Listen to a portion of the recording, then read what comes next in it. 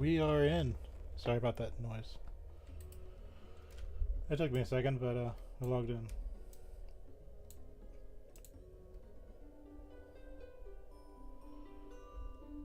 So we are out of food. So the first thing I want to do is summon some food. If you aren't familiar with what food does in this game, it helps with your hit point regeneration. And water helps with your mana regeneration. But if you're playing a warrior or a class without mana, you still want to have it. Otherwise, you'll slow down a bit. You know that categories. With this regeneration, doesn't matter as much as it used to, but it still matters.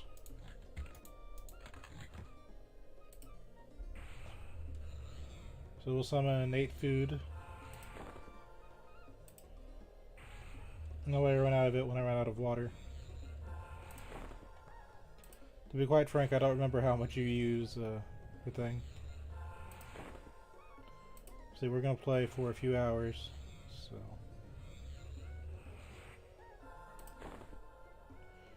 Most of the time you'll spend money to get your food and water in town, and it'll limit how long you're adventuring. You'll have to go back to town to restock. For certain classes, just do this. Just summon food out of here. This does disappear when you log out, but you just right click and you get a whole bunch of it before you're done. You don't have to worry about it. Now, there are only a few classes in the game that can go underwater with fish scales. I think it's a druid, ranger, shaman, and beast lord. So I've got 2 of them.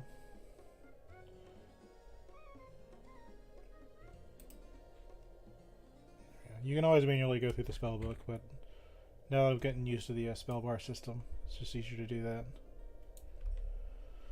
So Kedge Keep, we're in Dagnor's Cauldron. They have new content here which I'm not familiar with, but what I am familiar with is what I know. Actually, we need to buff our pet, don't we? Let's buff up before we get too ahead of ourselves. Because Kedge Keep is unique, and I think it was one of the first zones that was entirely underwater. There's not going to be any air in there. If you don't have Enduring Breath or a way to survive, you're going to drown. And no matter how strong your character is, level 100, level 1, you need to breathe. So,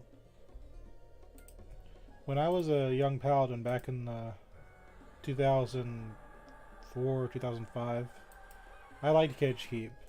My paladin had an earring called a fishbone earring, and it gave my paladin enduring breath. Now, if you died in the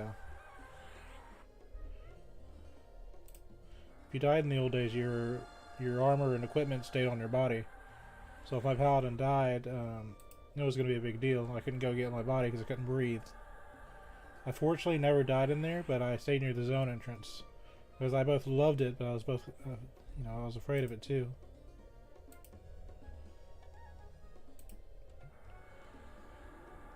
But we're playing a character with Enduring Breath, so I don't have to worry about it. And equipment that stays with you when you die now, so it's less of a huge threat as it used to be. But, it's just how it is. I fortunately don't have to keep my pet with Enduring Breath. I can just keep myself up because of video games, but yeah. This is a zone a lot of people are afraid of. We're doing this for 2 reasons. One is I can get a little bit of experience points here because I'm about to outlevel the area, except for the raid bosses. And I kind of want to show it off because I have Enduring Breath. If there are more dungeons outside of the Gray that have Enduring Breath that you need to use, I'm not familiar with them. This is what I grew up with. This was amazing back in yonder day. Because, oh, by the way, some monsters will dispel you, so I have to be careful when I have to watch my buffs. Because if my breath gets dispelled and I don't catch it, I'm gonna drown and I'm gonna lose my levitation. So I do need to be careful. This isn't a place you're gonna find a lot of people, but I like it. So we're gonna cast Enduring Breath. We're gonna jump down into the water. I say jump, but I mean float down.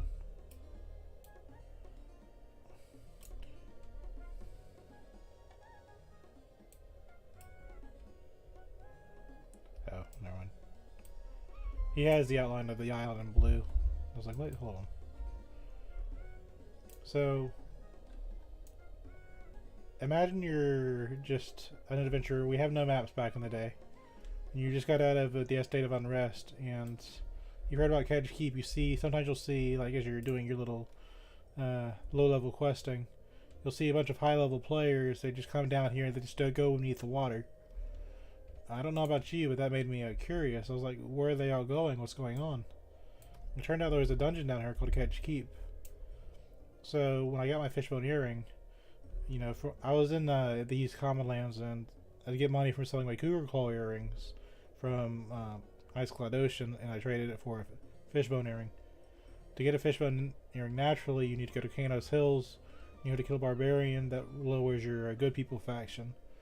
So that was out of the question for my paladin. I didn't want to lose Holos as a place to sell. So I couldn't get another fishbone earring unless I really wanted to hurt myself in gameplay. But the goblins down here, they're only like level 12. So you get like level 21. You know, they kind of vary, but you just kind of see this thing, and you see all these high level players just disappear in here. So I got my fishbone earring, and I wanted to see what was going on. And that brings us to Kedge Keep. Again, one of the first dungeons, I believe, that are entirely underwater. This is a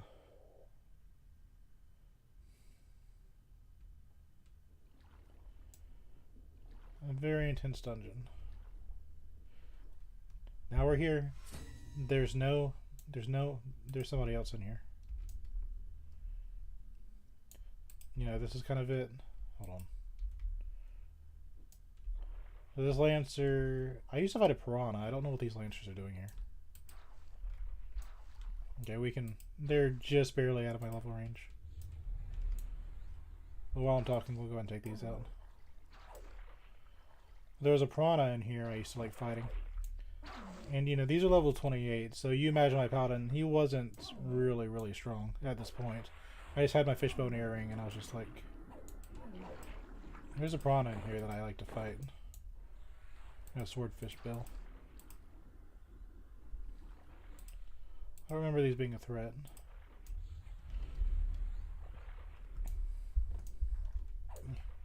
Again, you have to be in first person to do this properly. EverQuest was built to be a first person game. How much do these weigh? 6 pounds each. We do get experience points for some of these. Because we were just on the verge of out leveling, you know, this place. But I kind of want to show this place off too. It's very cool. Because I don't slow people a lot, I'm going to replace this with invisibility just for this one dungeon. Because I need Enduring Breath in case something goes wrong. If I do not have Enduring Breath, that's it. Is someone else here? No. So someone must have come in, took out a fish, and then left. Let me make sure my widget's working great.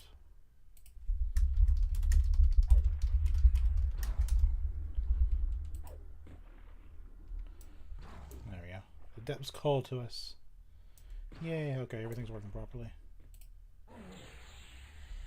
I'm pretty sure you can manitate normally down here with no problem.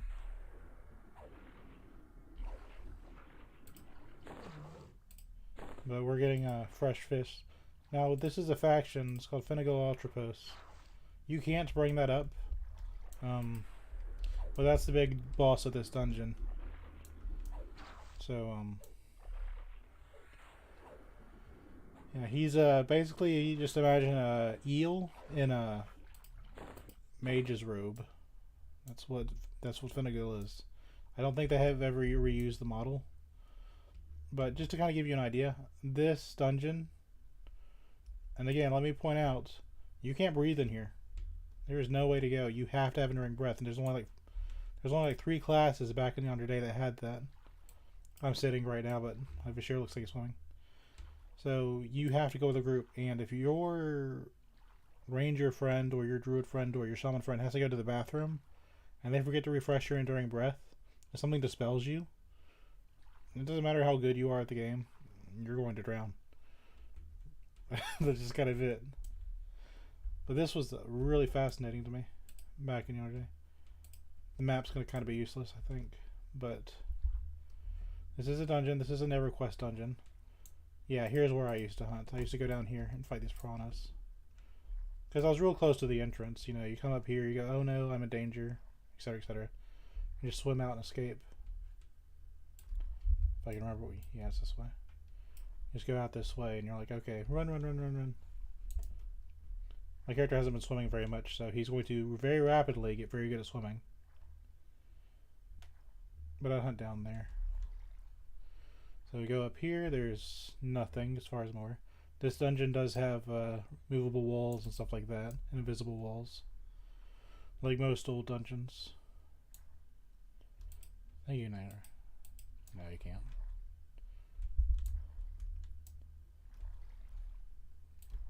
Okay, so let's see if I can remember. See, this map is height filtered, so as I go up or down, well, hold on. As I go up or down, it's going to the lines are going to disappear. This is not really a map you can map. So, well, I guess it does kind of help. Okay, so this is the first floor when you come in, basically. And those swordfish can spawn a fish furious impaler. But that means to go down, we'd go down here. And this is kind of the start of the actual dungeon. But this is what I hunted when I was that little curious paladin. So I got more swordfish. Which one is probably going to attack me? Or, you know, 3. Doesn't matter. The only thing that matters is being careful, keeping my enduring breath up. It doesn't matter what I do if I lose that buff.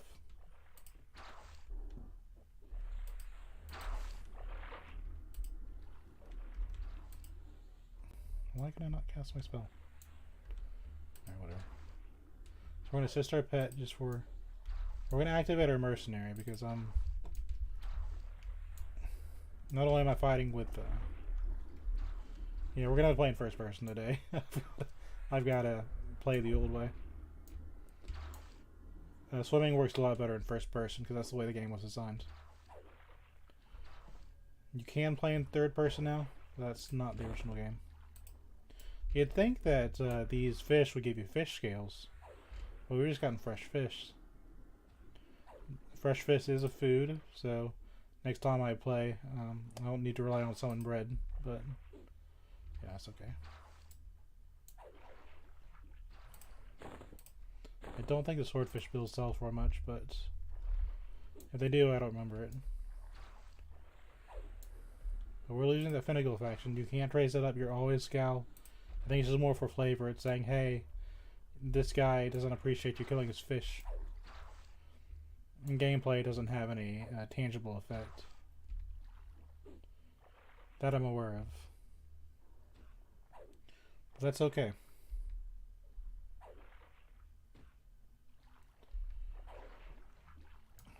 We've got a swordfish fin. It used to be some of this stuff was very important for different quests.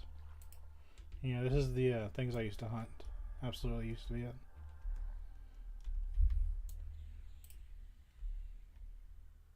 So they did a good job mapping the area, but it doesn't really work in this kind of situation. But yeah, I go down here, fight these piranhas. I would drag this thing to the entrance and I just fight it. And it was okay experience points. You weren't really contested by other people because of just complete out of the wayness of this zone. Not a lot of people wanted to take a chance in the underwater zone unless they were here on a raid. And if you're a raider, you're not going to be fighting the piranhas.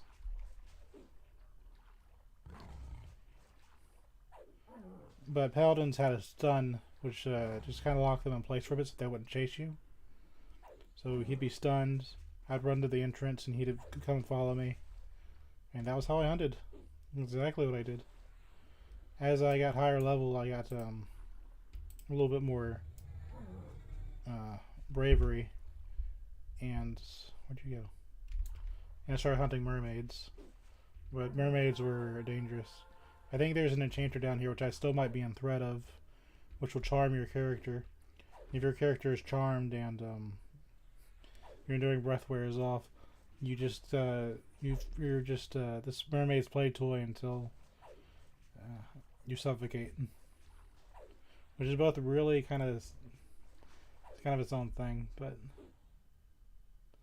I like being in that kind of situation. But okay. This didn't use that. This is a new thing. This isn't a classic Kedge heap. But apparently a fish turned into a bug underwater. Well, you know what they say about roaches. They sometimes are called water bugs.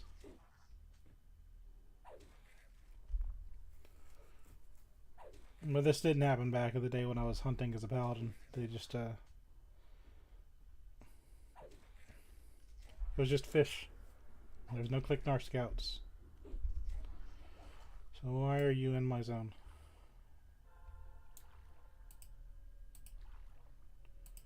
We'll take it just for fun. But yeah, there's nothing down in the little piranha pit. But this was a very safe place for my paladin to hunt. I just go up and down.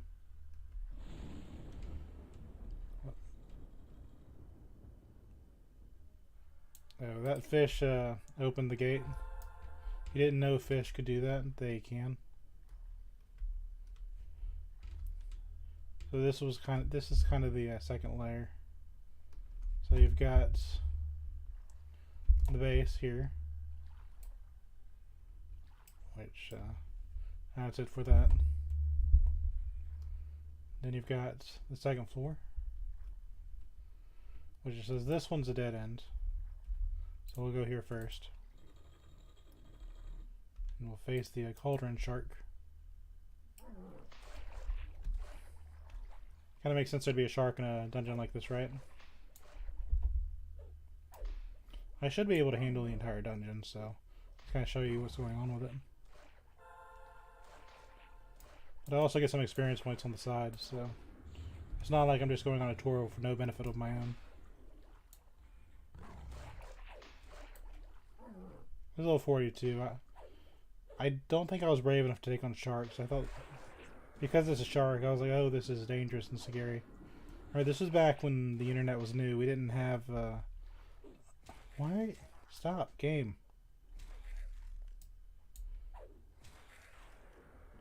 Anyway, Clicknar didn't exist back in those days. This is part of some new thing you're not familiar with. But I guess now if you did it nowadays, you'd be facing Clicknar scouts. And to further add to this, I think my highest stat was strength, and it wasn't really that, okay, you still get shark skin and stuff, so it doesn't mess with the loot, but over here we have, in the other dead end, another piranha, which I would probably hunted, because I hunted piranhas back in the day. They weren't too tough. But my stats, like, was 100 at max. Like, everything else was, like, under per 90, except for my wisdom, I think. Because I liked having mana to cast my heal spells. And if I got under, like, 50% health and I couldn't heal through it, I'd just zone out. But I remember moving a cube, and it brought us me to, like, a mermaid, which I'd also fight. So there's kind of a branch off here soon.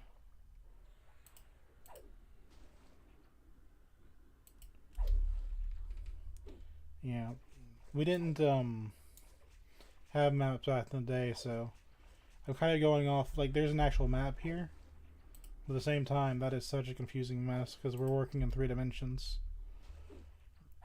So I'm kind of just going more off memory. But there are some hidden doors and some cubes I'll have to move and stuff like that. Oops. You resisted my thing.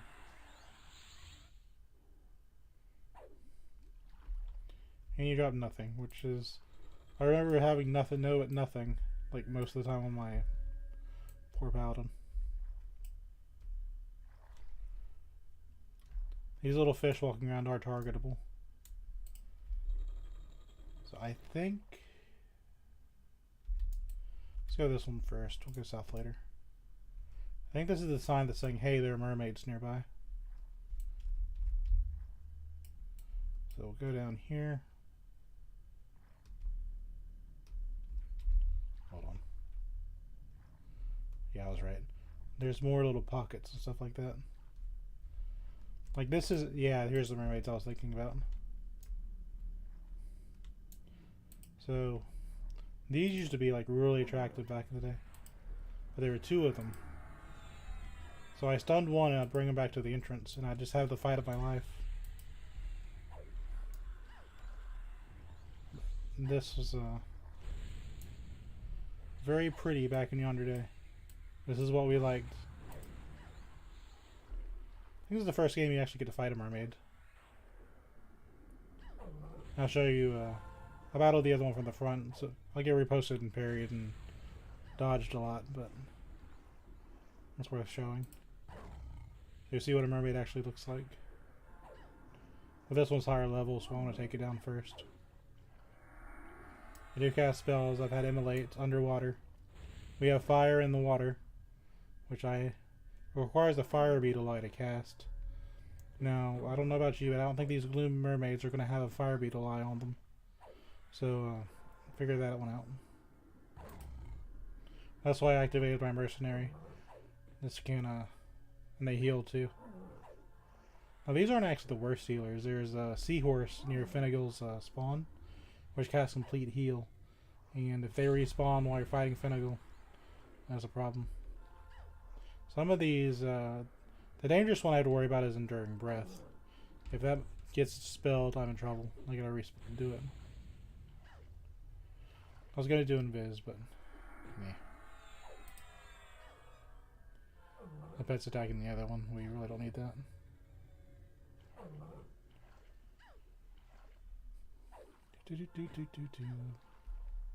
Yeah, we have to wait till they run out of mana. This is the old world, as they like to say, so the mana is not going to be huge. But these are spellcasters, and they're going to be a little hard to defeat. This used to make my paladin zone out. I didn't have a pet, I didn't have a mercenary guarding me, I was just kind of on my own. I don't know if you saw one of those cast Clinging Darkness on you. That's a snare that makes you go really, really slow. And this is the back of a mermaid. So there's the tail. There we go. Took her out. A mermaid scale. Ornate Defiant. That might be an upgrade. This is what they look like from the front. There's no, they got kind of a butter face, but, it's a cute mermaid.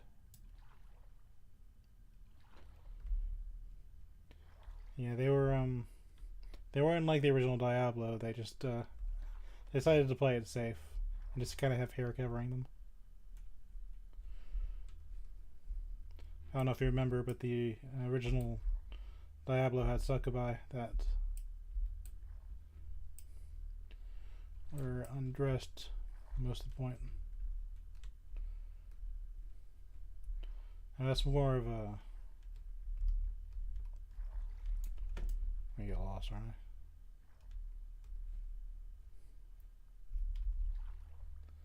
I? Oh yeah, if you wanted to be safe, you can... the map actually labels this as a safe den. So, Nothing spawns here. This is where your raid would be. I guess you'd regather and stuff like that. I'm not actually in that much danger, so we don't have to go worry too much. I don't think we need invisibility. I was kind of worried like I might need it, but I think we're okay. The fallen gate, you can't get past it. I think it says I'm a large race. You'd normally shrink yourself otherwise. So you go past the fallen gate. There's a mermaid here. Now this was too much danger for my paladin, so even though I had infinite enduring breath, I'd never come down this way. But you could fight mermaids.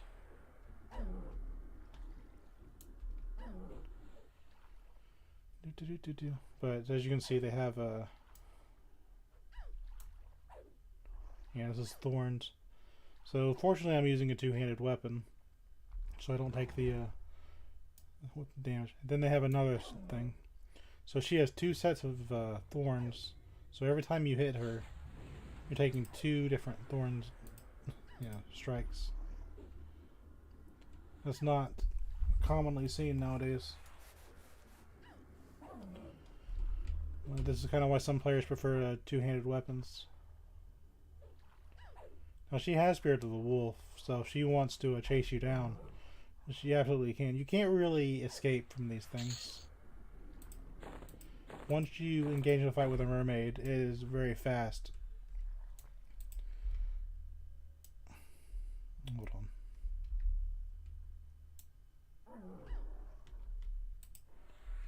That might be a friendly mermaid. I don't want to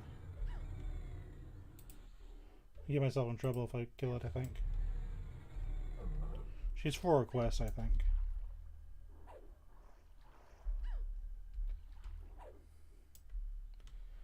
Actually, let me check something. The frame rate is going to tank for a moment.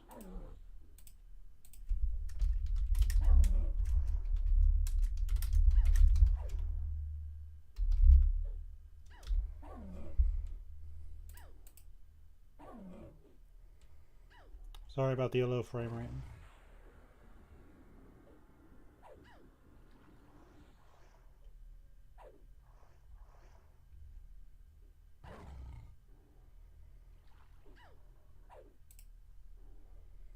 Okay, so we'll bring that back up. So I hope you enjoyed your 0 frames per second thing. I think what would be better to check is the achievements. So we're in Classic EverQuest.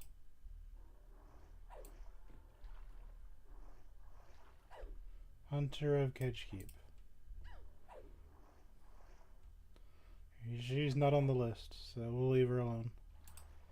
Yeah, because I think she's for a quest. You can defeat her, but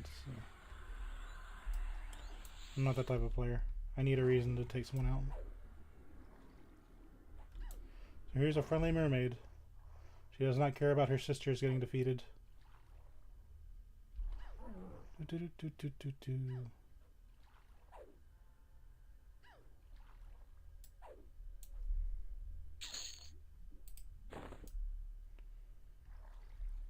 So we'll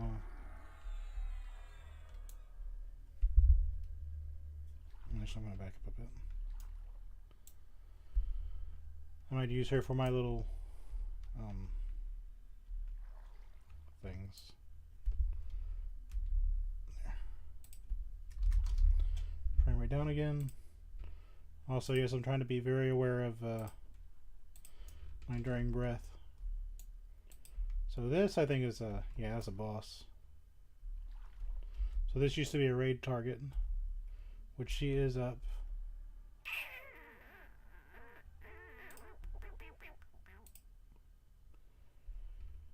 Do I want to engage a raid target on level 55 this year?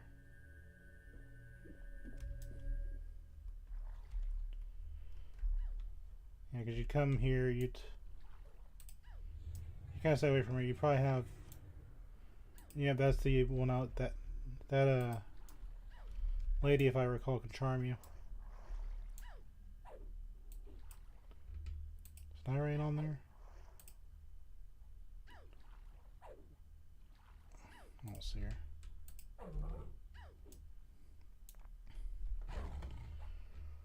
This could be a pickle.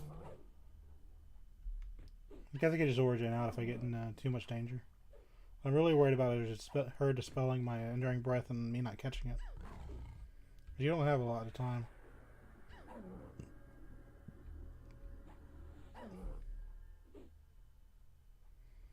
Well, we've got a mercenary. I think he might be able to carry.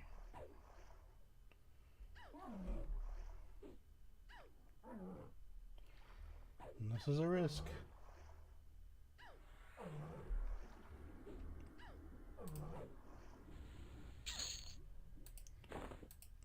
Down there you go. Here she comes.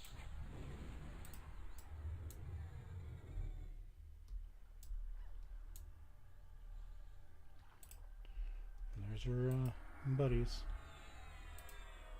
I don't think the Enchanter's going to join the fight.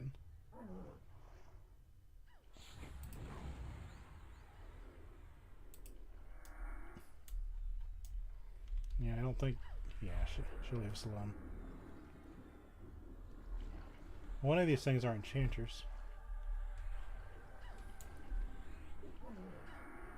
So what we're really looking out for is being dispelled. We're casting swarms of insects on us underwater. She does have a rod, so that's some rare loot. Don't remember what kind of rod this does though. Yeah, there's Clinging Darkness. No, it's Creeping Crud.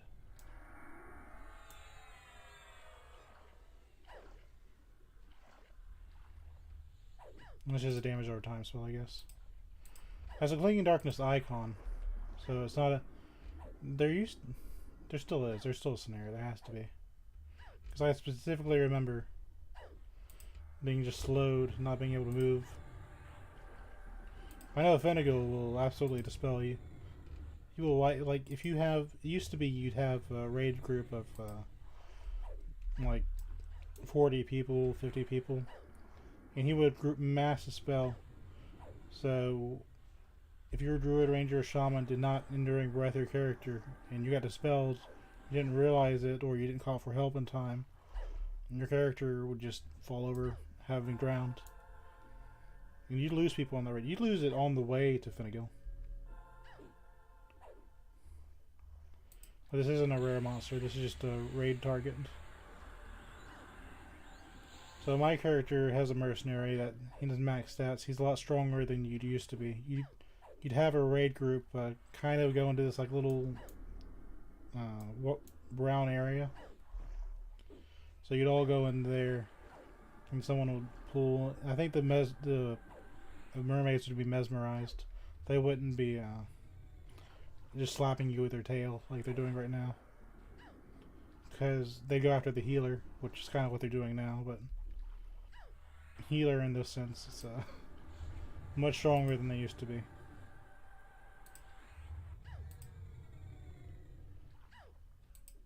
Ew, ew, ew.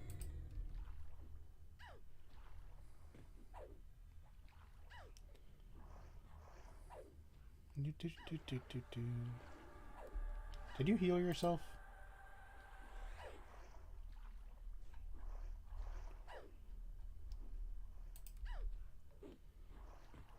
Let's see. Because she drops gear, I think. Because in this game, when you fought monsters, it kind of pioneered the whole strong boss monsters would have the gear thing. It used to be in like Dungeons and Dragons, you'd find the gear you need to defeat the boss in a chest. You need to use that gear for that. So this is a raid target. You drop the journal. So if this dropped back in the day, some enchanter would be very excited. It's 5 HP and a massive 35 hit points. That would be a huge deal. So some enchanter would be like super happy on this raid. Rod of Drones. Got a druid thing. A massive 6 damage. And you'd be able to just clicky cast a swarm of insects. You imagine that, or 6 damage on a raid target? It's a huge. Yeah, numbers have kind of gotten stupid over the years. It's kind of like most people go to games like I think Darkest Dungeons, which has a fairly limited number size.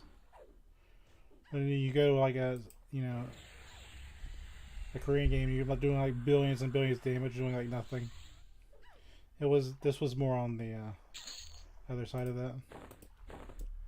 So we just took out a raid target.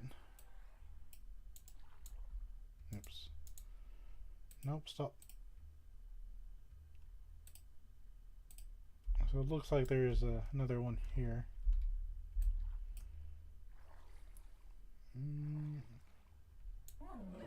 Okay, well I didn't see her, we aggroed her. So we're in a fight with a Priestess Aria, which is another raid target. It's just our pet. So I got the Priestess on my left here. Hello, Priestess. How are you?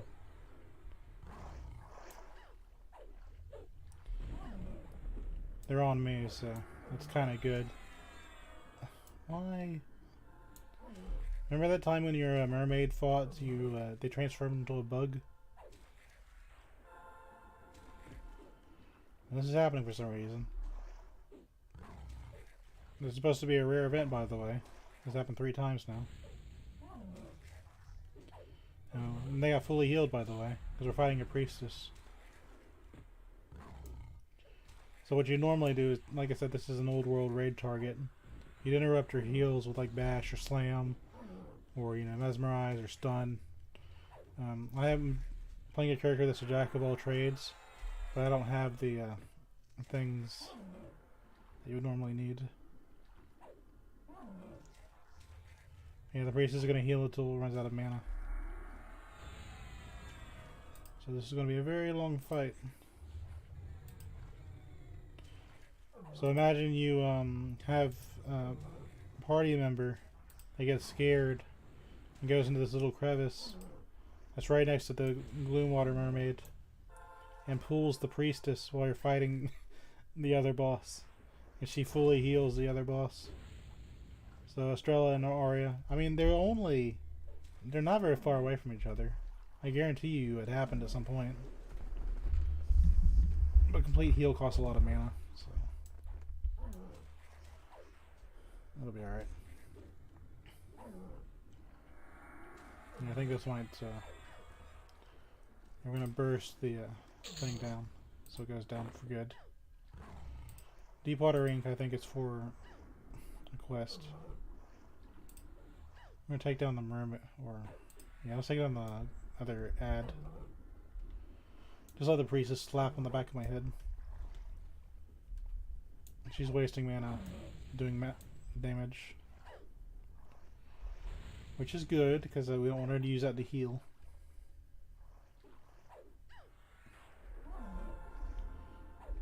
Being in a raid zone.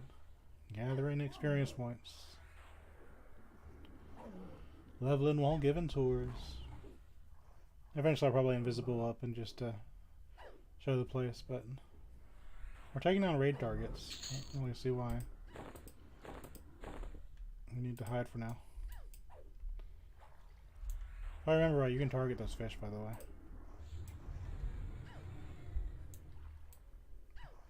I remember I was playing like Super Mario 64 and they had, especially like the beginning of the game, if you go out to the moats or kind of where they have cannons out there, or there's a, early on there's a underwater level where you have a boat. I have like this little fish model, kind of similar to that. I thought that was really cool.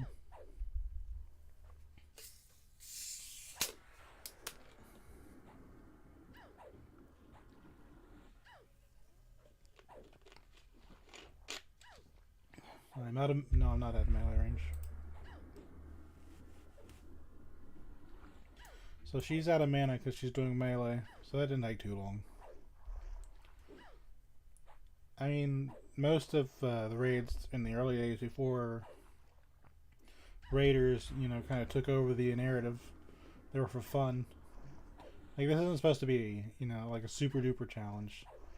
It's supposed to just be like, oh wow, we went to Kedge Keep, we defeated the priestess and Estrella of the Gloomwater, and we got some cool stuff. You know, it was more fun. I'm of the category where the adventure is more fun than the battle. So, like, if I set up raids, I would, I'd have it to where the dungeon looks really cool. You know, there may be like something like maybe it's all underwater. You need enduring breath. There's only like 3 classes that can keep you alive down here. So if you have those classes, you can go on to, you know, kind of a quest like this. And this would absolutely slap an unprepared group. She would ask, like, I'm making this look a lot easier than it used to be. But because my character is much stronger than you would be back in yonder day. I'm above the level cap. I think the level cap was 50. She's level 52. Like, there's 2 dragons that I can't fight anymore. They're called Lord Negafen and Lady Vox. If you're above level 52, they just port you out of the dungeon. And I've been on a Lady Vox raid. I wanted to get Lord Negafen to or Nagafen or whatever to finish my Paladin Fury Defender. But I can never get the other book that you need him to drop. There's a level 60 dragon called a Track and all, I think. I had the other half that I could also do if I was too high level. But I never got a raid for that either. So relying on other people does have its downsides. So someone would be really happy. So a wizard, magician, or enchanter that's human of Karana would have a quest that go on with this item. But if you were, by the way, nobody ever played this combination. Human was kind of common. That's very specific. Yeah, Cloudbot, you can target these. They're level 1. I guess you can get fresh fish from them if you really hate fishing.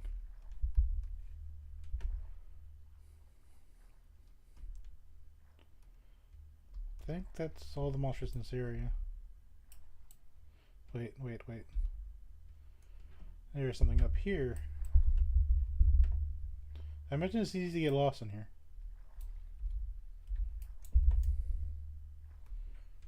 So there's a bull shark.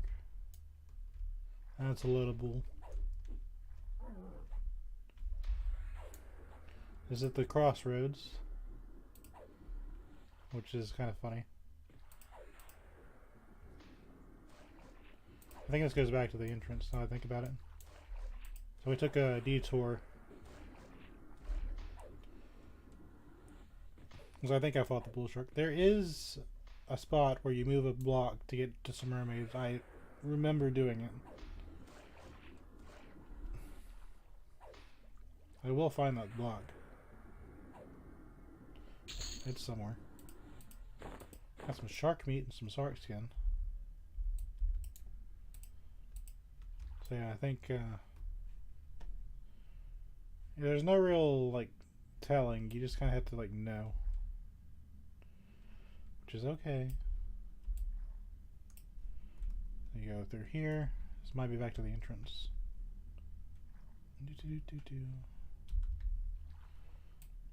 Yeah, so we're back on the 2nd floor. That's where the swordfish spawn. This is where a long time ago you see a little human paladin coming up and down, come up, down, fighting those piranhas and those swordfish, which I think were too low level to keep my attention.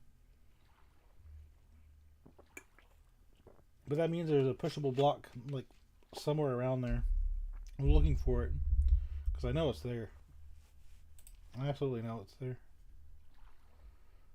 I just can't remember where.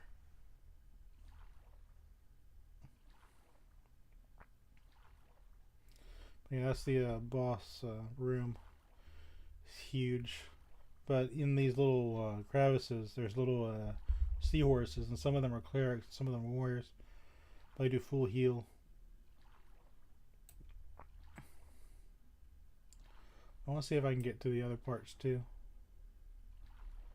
Yeah, so there is a secret door that you have to click. I know it's here.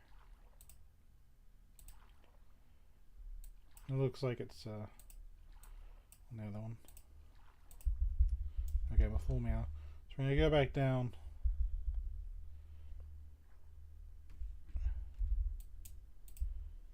What a mess.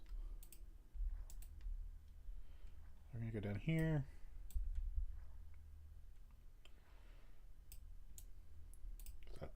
Yeah, we're gonna go this way this time. We're gonna go up or north.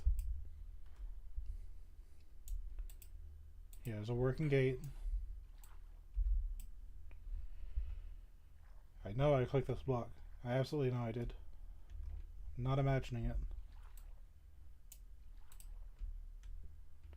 It's a temple. Well, we know it's there somewhere. Let's go ahead and yeah, they're respawning. So we'll take her out. I'm gonna go see the rest of this area, because that way we'll be done with it. So we'll be done with this part of the dungeon. You can focus on other parts of it.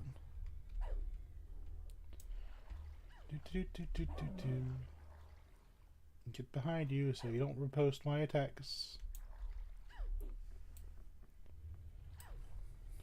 But yeah, if you ever felt like doing water dungeon, fighting a bunch of mermaids, this is the place. I usually fought piranhas, but every once in a while I'd get brave and I'd go fight a mermaid.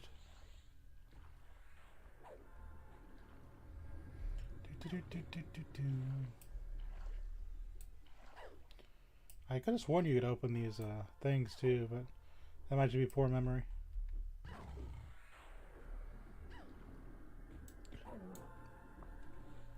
Getting slapped with a tail fin. That icon is usually used for snares. She's trying to heal herself, but we have enough damage to kind of overcome it. Anyway, Spirit of the Wolf has gone down. I need it up for two reasons. One, for obviously to move faster. But it doesn't matter underwater because it's relying on my swimming skill rather than my walking skill. But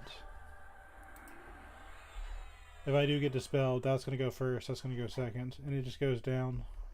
So it used to be you'd put some junk buffs up top. If you were afraid you're going to find something that dispels. And that's how that works in this game. It checks this, sees if you resist on that one, and then you eventually just go until you're out of buffs. They'll still cast remove buff on you sometimes, which is kind of funny, but that's how it works, or used to work. I doubt it's changed. I don't think the game would change that. But it starts at your top buff, so you'd put your junk buffs up top, and then it just go down the list.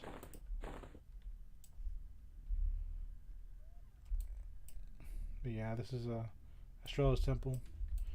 Do you have dialogue? No, I think you have to give her something.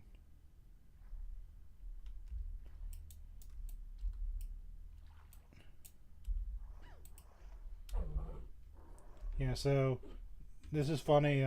That boss we fought, Estrella, the Gloom Water, they had a strategy back then. They'd pull it to the balcony. So I remember my raid group was in here, but apparently the other way, because I remember playing with this grass.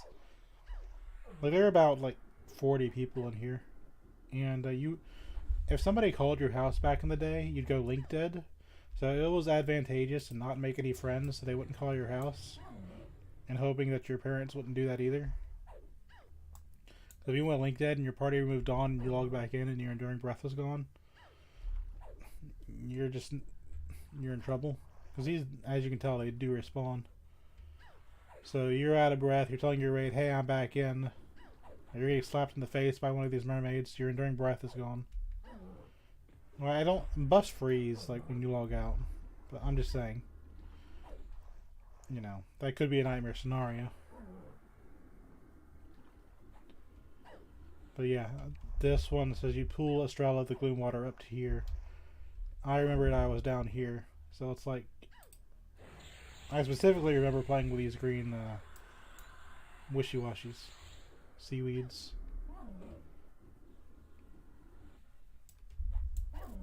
But Finnegan, his room is dark. I don't remember being able to see a lot. I just like, my job as a paladin was to tank the seahorses. I wasn't cool enough to tank the actual boss. But I do remember Finnegan dispelled like everybody constantly.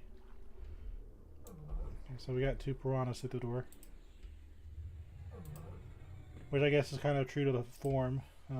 Piranhas would swarm you in the IRLs. Let me cast my spell. Now, walking through this door, I have got more piranhas on me. And a seahorse. It was the first seahorse that we found. The seahorse means you're going deep into the dungeon. Kind of the best way to explain it.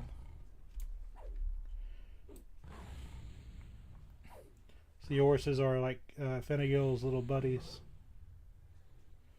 So this small looking creature is major danger. But this is a temple of Praxis. Praxis is the god of water in this game. If they added him to the game, I'm not very familiar with it. They might have, they might not have. I'm not sure.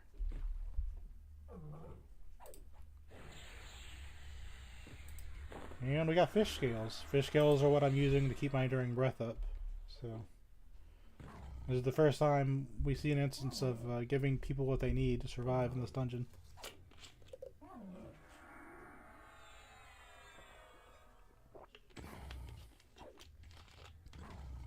Most of the time, Finnegan's on up. Because people will come down here on nostalgia trips and they'll go and fight Finnegan. I don't think my Bashir is strong enough to take on Finnegan, so if we see him, we'll say hi, but I don't think I have the balls to go and fight that fish. But we can invis it up and kind of take a closer look at him. Because he is a pretty unique model. It's pretty cool. The seahorse is out of mana, so he's just doing basic attacks.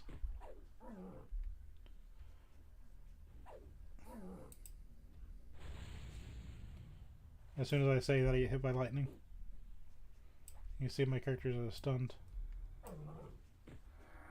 I don't remember that animation being in the old game. I mean, I always say it in first person most of the time. I don't remember seeing little stars above someone's head. That'd be kind of funny. I'm glad they have it, though. I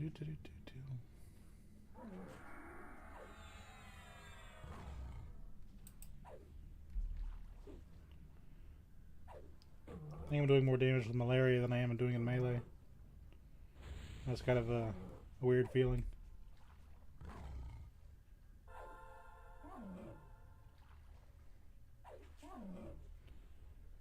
Are we not fighting the same target?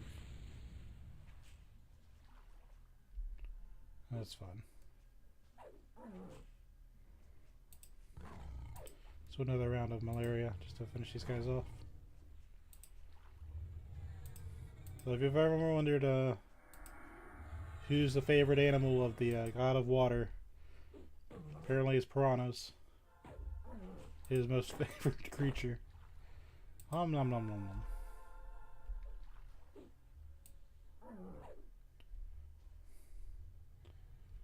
I can see some more seahorses up there. Finnegan is not appreciative of me defeating his buddies. This one has cleric buffs. So this is probably a cleric seahorse. He's cast. What is he casting on me?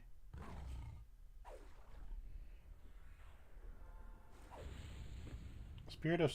Hold on. It just says lightning bolt. I don't think clerics get lightning. So you notice the horse back there. But we'll look for something called Undertow, which is another raid mob. Let's see if he's up.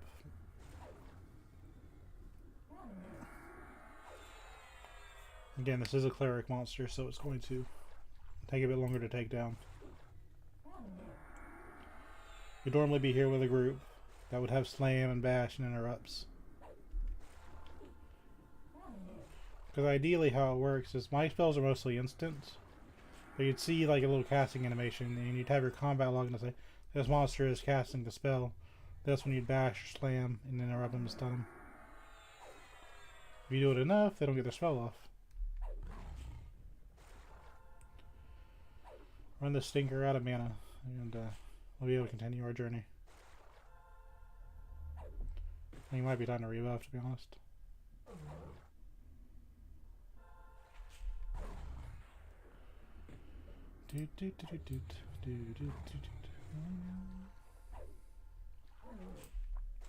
Yeah, if I'm in combat when Enduring Breath goes off and I can't cast it back, that's going to be an issue. You don't need to be out of combat to do it. But... Okay, you can stop healing yourself now. You can stop anytime.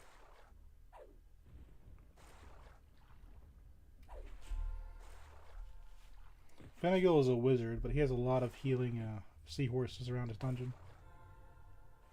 This is going to be more dangerous if Undertow is up, because Undertow is a seahorse and these things will heal him. This is how old raids worked back in the day.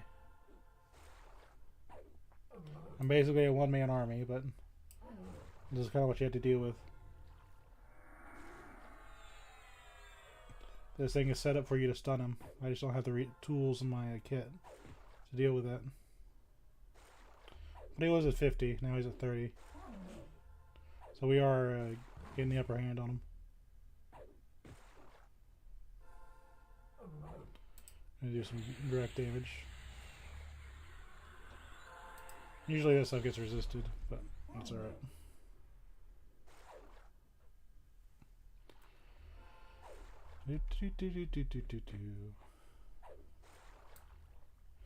Isn't the seahorse pretty? How many games do you know that have a seahorse on them? Yeah, we're getting the upper hand on this guy. It's okay, we're almost there.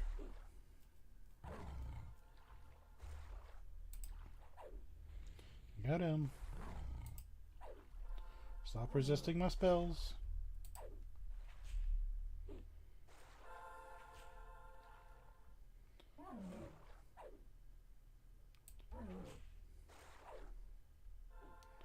Yeah, this was amazing back in the day. Just partially because there's kind of an exclusivity. If you didn't have a friend that would show you the dungeon, because you use most classes had to go down here with a friend. Unless they had like a fishbone earring like I did. So it was just kind of this exclusivity thing to it. He's almost out.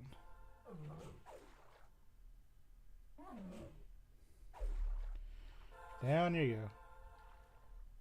Come on. So you can come down here at a higher level, obviously, and just kill him before he could do his heals, but you won't get experience points. But when they used to say in battles in the day, it used to take a long time. This is what they're talking about.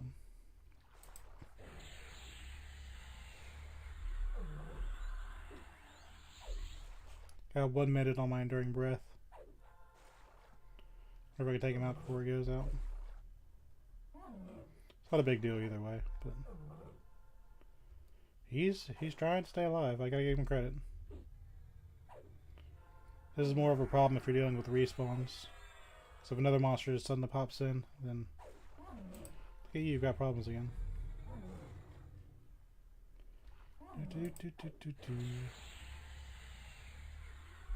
He's still going.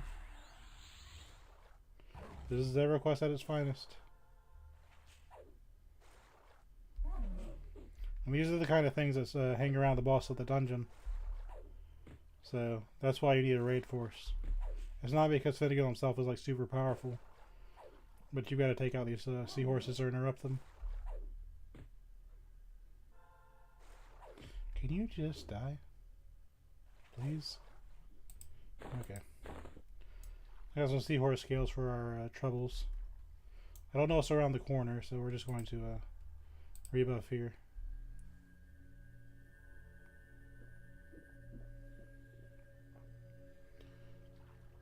I'm going to rebuff our buddy here.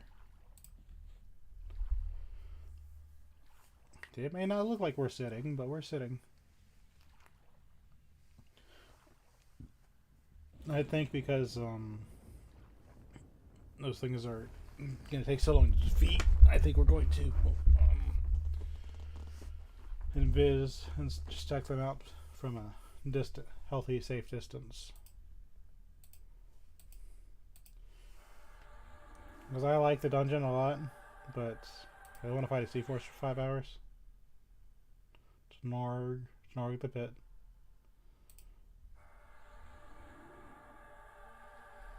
And Beast Lords didn't exist when this dungeon came out. So we're not going to see Beast Lord loot in here. It's not set up, you know, to be dealt with by my class. Because my class didn't exist when this was made.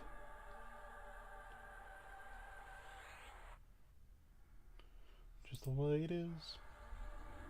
I kind of wonder, he was resisting my ice shard a lot. I wonder if the ice resistance is going to be an issue.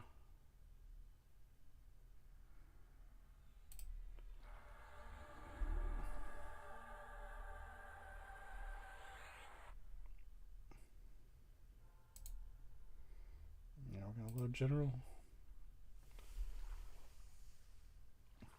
I'm gonna replace slow because taking damage isn't the problem down here. It's just not dealing enough damage. If Undertow's up, we'll look at him. But he's the raid boss of this area. I'm gonna switch this with Drink Breath.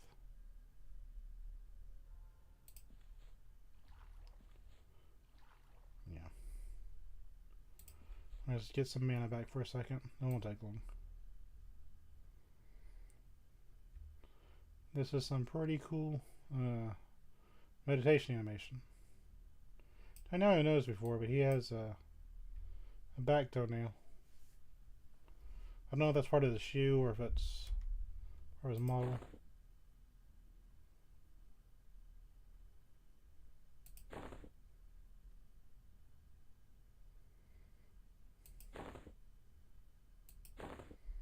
I'm going to take out the pants too.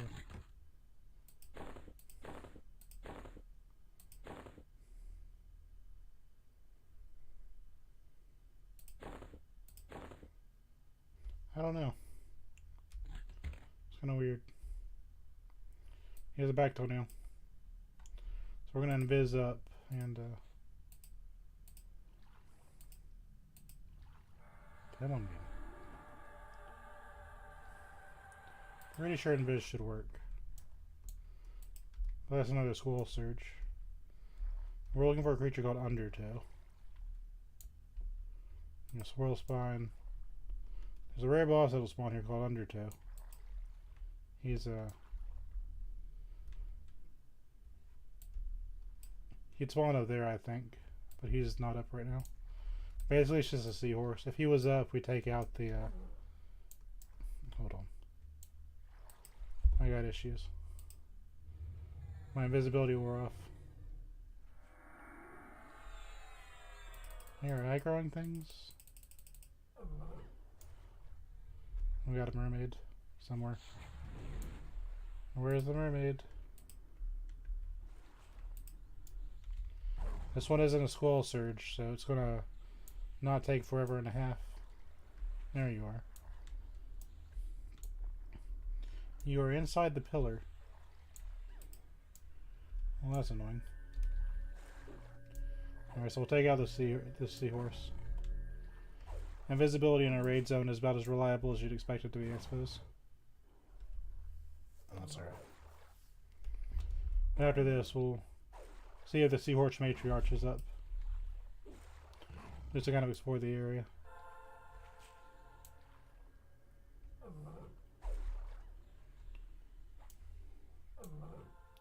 Can you focus for 5 seconds?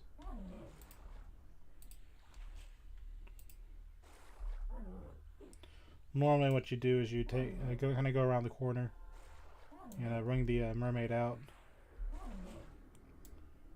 Because the mermaid needs line of sight to cast her spells and attack you.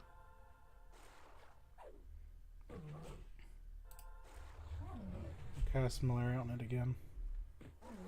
It's going to go down a lot faster because it's only got the Gloomwater Mermaid healing it.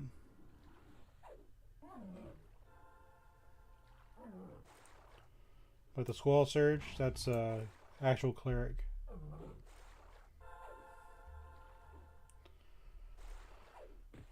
You just gotta outlast your enemies. That's all you gotta do. That's how EverQuest works. The best offense is a good defense.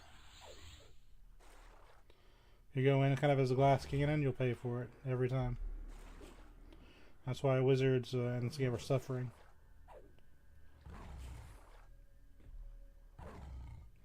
A little fan, go wiggle, wiggle, wiggle. Okay, didn't drop anything, obviously. I'm gonna take out our wall mermaid here. I can hit her, but I can't kick or put a dot on her. Legendary wall mermaid.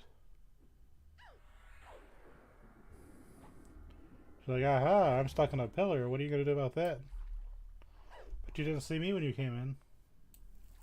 No, I didn't see you. Because why are you on a pillar? Video games.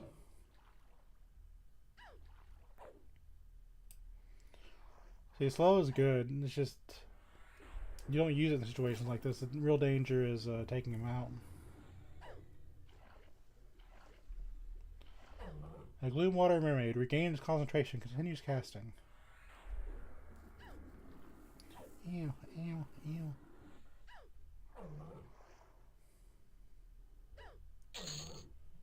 Okay, she is out, so try and viz again. Hopefully it won't fall down in like 2 seconds.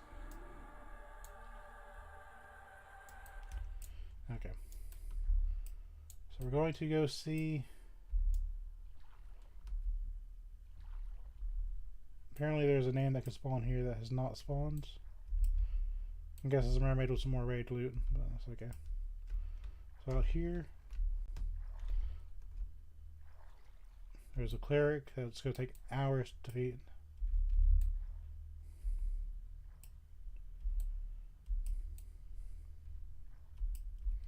There's a jump scare.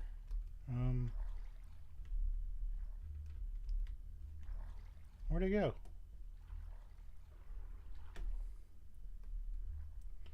I sworn I saw a mermaid for like 2 seconds. That's a healer. And this is for... What are you?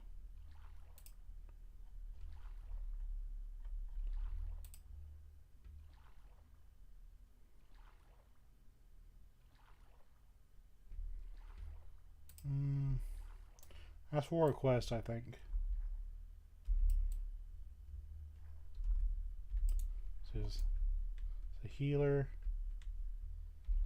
Okay, so the seahorses, you had the conviction. You probably farm these and get the monsters up that you need for the achievement. But they are not up right now, so we're going to leave the Temple of Praxis. Continue our tour. Get on the balcony.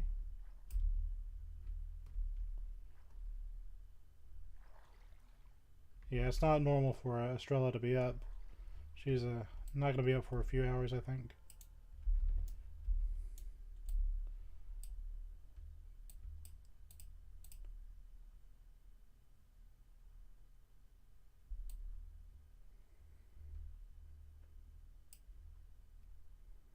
Okay.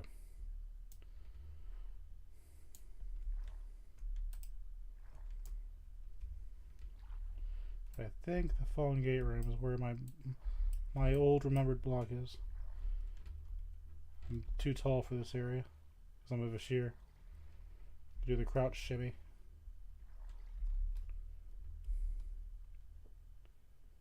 There's a safe den. We're obviously full health, mana, etc. So we're okay. Go down.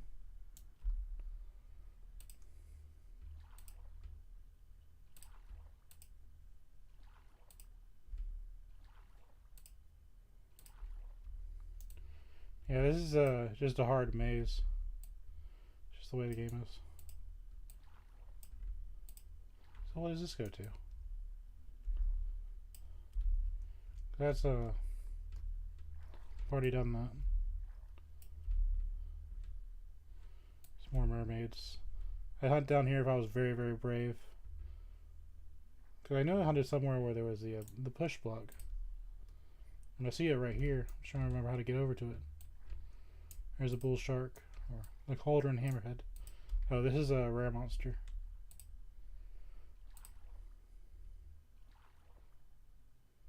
No, it's not. It's a cute hammerhead, though.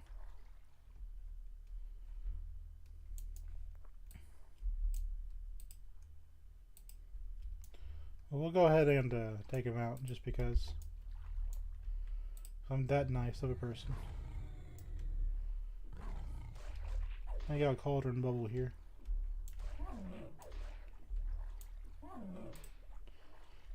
Because it makes me happy.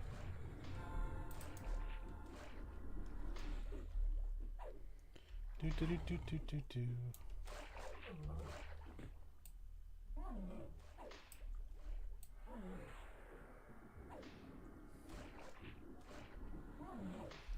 Oh, cool looking model.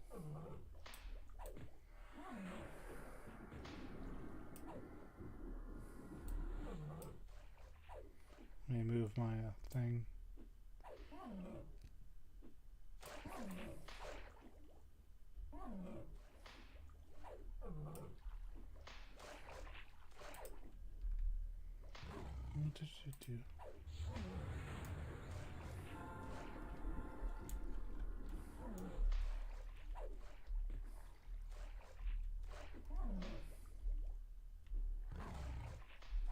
Making things worse.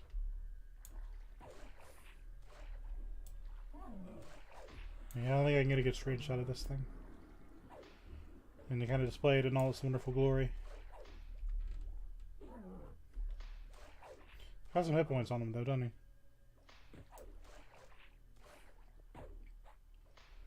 I like the little seaweed. I'll go kind of dance back and forth.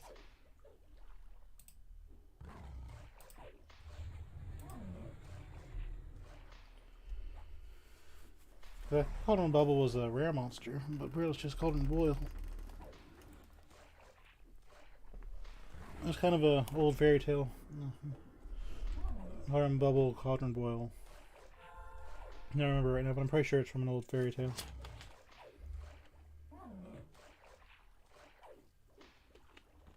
Cauldron, cauldron, boil and bubble. Bring the protagonist some trouble.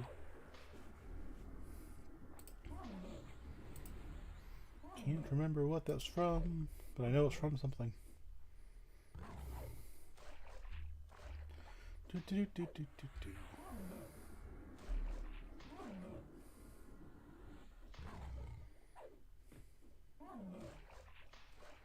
Nom nom nom nom nom. Yeah, I really like this model. I'm just not really sure how you take a screenshot of it and make it look cool.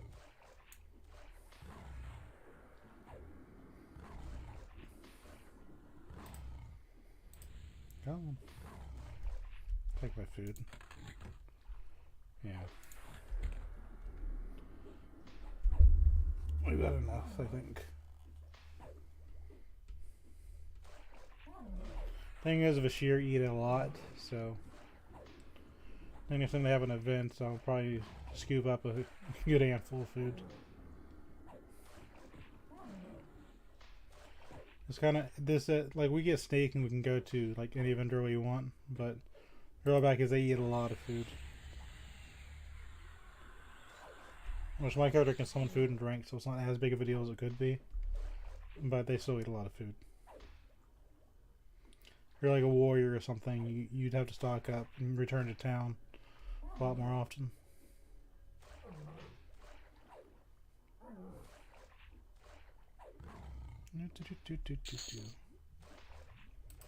So you dropped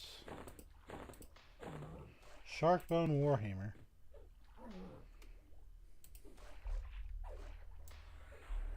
I think at this point I was using This is something I probably might have used back in the day. I was using, I think it was called a two-handed practice sword, which gave my character Shield of Thorns kind of effect. So this isn't bad. Has wisdom, splitting and blunt. You probably use this with a shield. But at this point, if you're a paladin, you probably use it for Ghoulbane. And you're in competition with rogues, warriors, and stuff for it. That's not a bad weapon. Doot.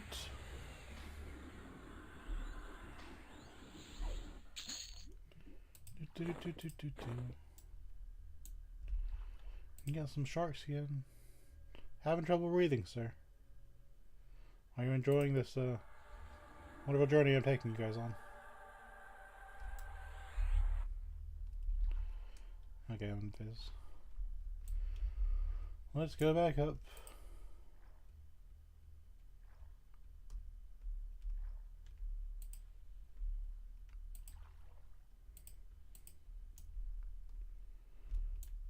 I just gotta remember how to get to the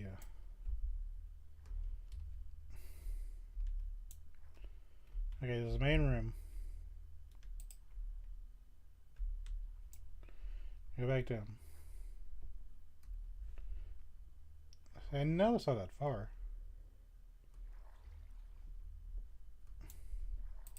Hold on. Wait. I know I didn't go that far in. Or did I? You feel yourself starting to appear. Doot.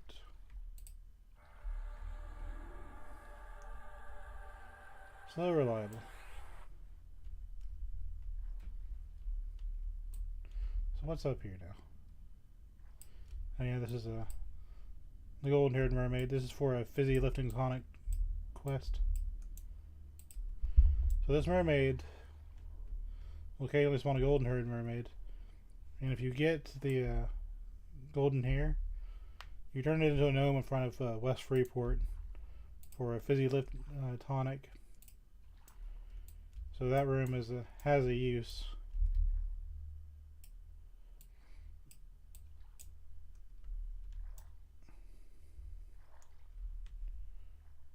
And now we get my map.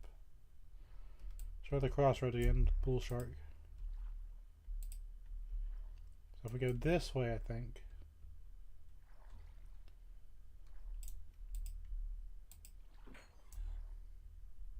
Go down. I want to find that movable block. So this goes that way.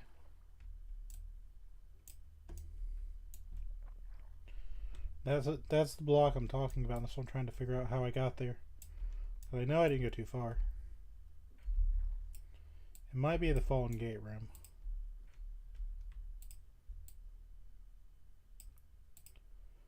Let's go this way first, just for something new.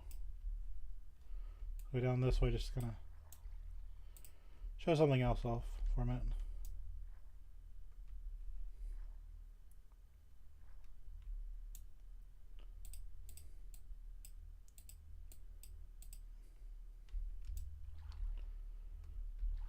So this is more sharks. Shark room. Don't think I've ever been here before. So this is nice for both of us. Let's see what's here. Nothing in this room. This is a safe room you can kind of just relax in.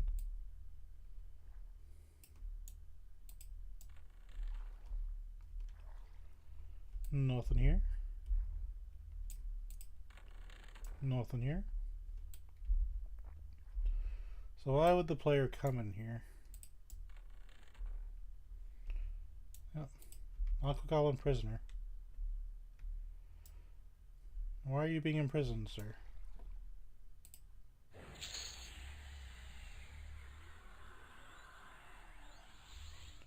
Didn't drop anything special. By the way, outside of Butcher Block, there's some Aqua Goblins. They're some of the best way to raise your faction with this city guard for the dwarves, gnomes, and wood elves. So that can be very useful if you're not on good terms with them. In the old world, faction mattered. So I'm guessing that hammerhead that's kind of floating around is a placeholder for cauldron boil. So you come here, you fight these things, and they'd respawn potentially as a boss.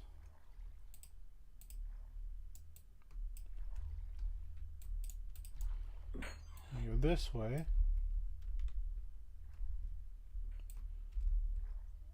There's the frenzied room.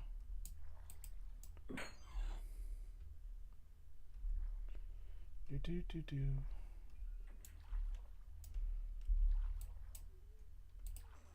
Yep. So you'd hunt in here till you found a frenzied shark, because these are placeholds. So I guess if you because of the way he's just kind of floating there, it's kind of like a boss position. So I'm betting that's the placeholder for the frenzied shark. Not sure what the frenzied shark would drop, but yeah, there you go. So that's the frenzied shark room. Where am I at now?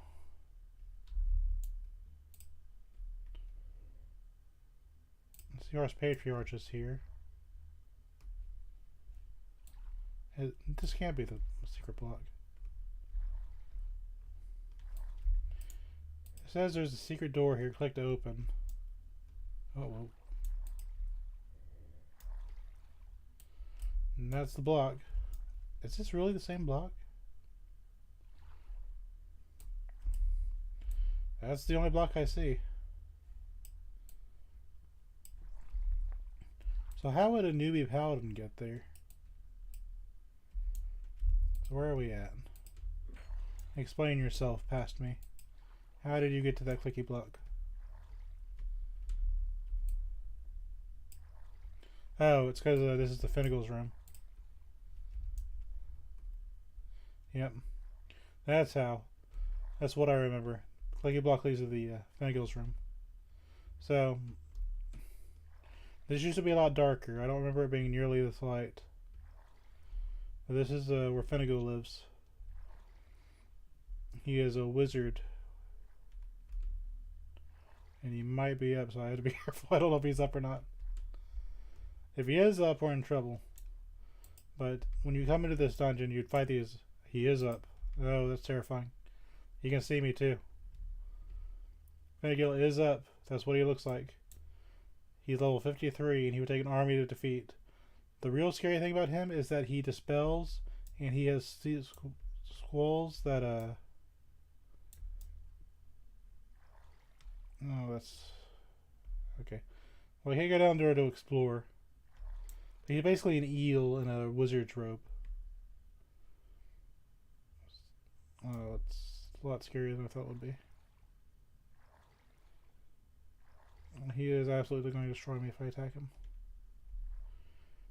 The real problem is he dispels. He's going to dispel my enduring breath. Like, really fast. That's kind of part of the thing. You have to keep your raid group alive. I'm taking the risk. You'll patrol around so you can kind of see his face. But this is an old raid mob. He is up and he is ready to fight. See if you can see what he looks like. He's on the move. He just swims around. He's just an eel looking creature. But you take out the these seahorses and down here you fight Finnegal. He's for several epic quests. He's for, I think, the enchanter and mage needed to take him out.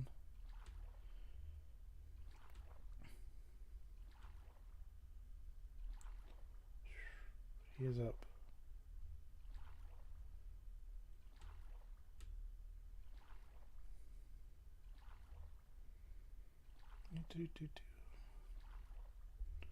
Am I stupid enough to attack him? No,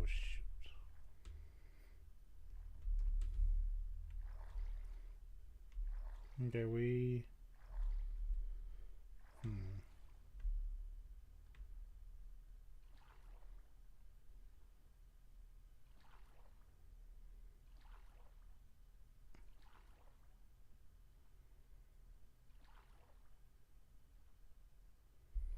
Because you need to clear out the seahorses first, anyway. Because those seahorses are like the big thing.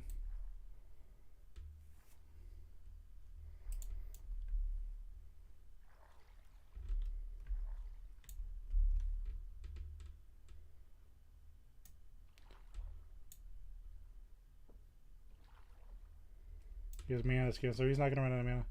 The thing is, he's a wizard. Okay, so he's not going to tap on you like a warrior is going to and then run your hit points down. He's going to hit you with a huge nuke, and then he's going to dispel your enduring breath. So I can't go in there and be like, oh, he's going to play nice. He's just like tap me and I can just heal through it. No, he's going to one-shot you. That's... Well, he's not going to like one-shot you, but he's going to do a lot of damage. This would take, back in the day, he was...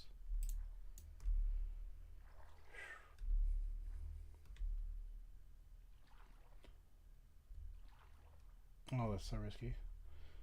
I was hoping he wasn't going to be up so I could show you his room, but... You know what?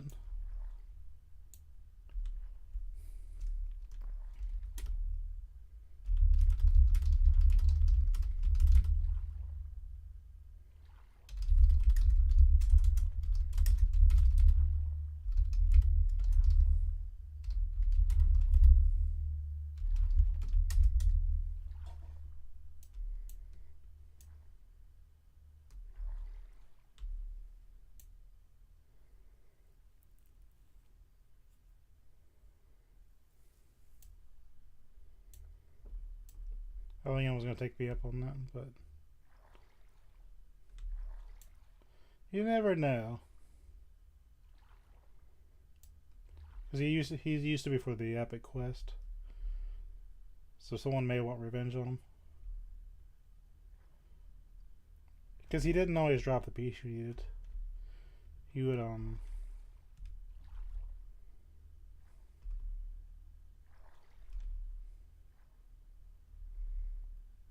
he is.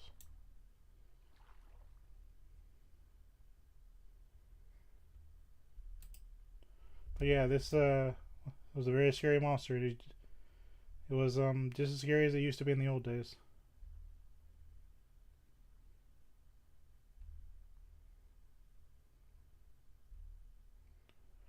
Spooky, spooky, spooky.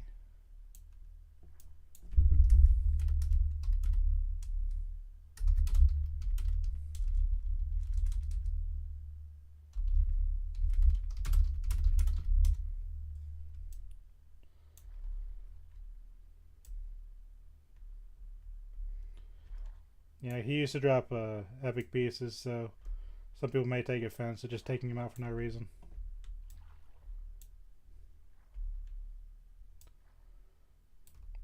This community is kind of really tight. You have to realize not asking is not like a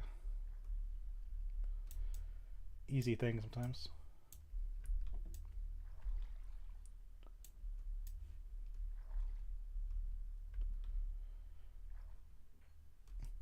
I don't think anyone's going to come. But what I did do is by asking that, I notified people that he was alive. So somebody that doesn't need the piece will be like, oh, he's alive. So I was asking for him to... Yeah, that's what I figured.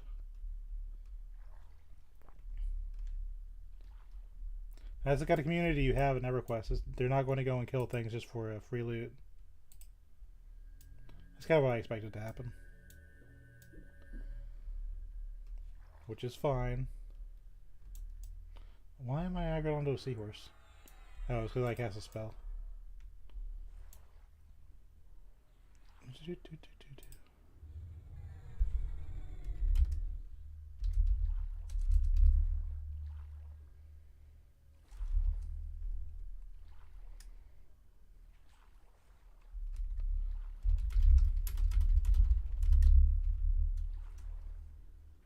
That doesn't matter what I say, really.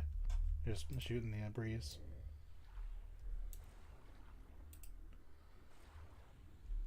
The problem here is I think these are healers, so I have to kind of be careful for that.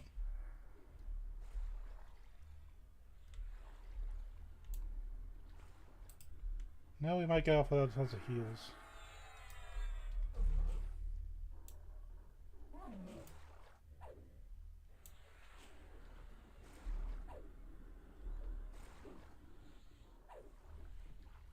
Yeah, there's all the loot from the other thing.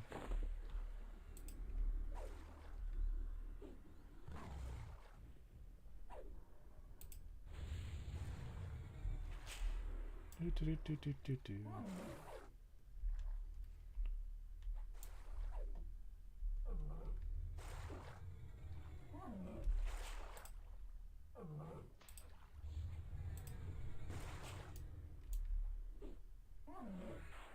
They take because it seems like that may be kind of a silly thing, but if you go like to Plane of Fear, it's on like a huge respawn time. And if you're fighting a terror fight, or there's an XR child for the tier for the Shadow Knight epic, it can be very hard because it has like 30 hit points.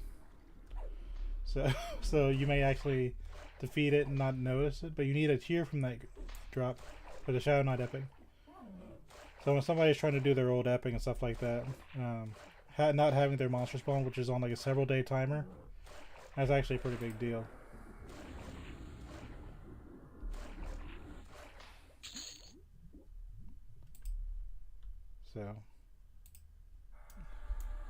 So yeah, there is a reason people are like that. I remember in Lower Gaiwit, there was an old monk epic thing, which he was a really rare spawn. But I'll see something.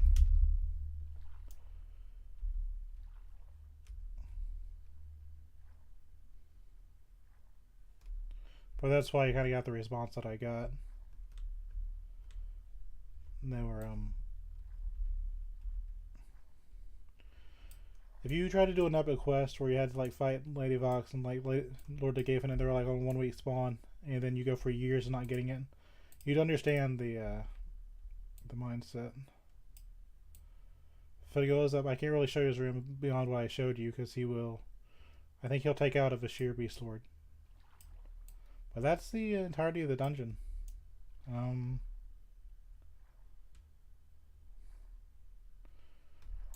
So this is a shorter stream, but I think we're just going to grind a bit.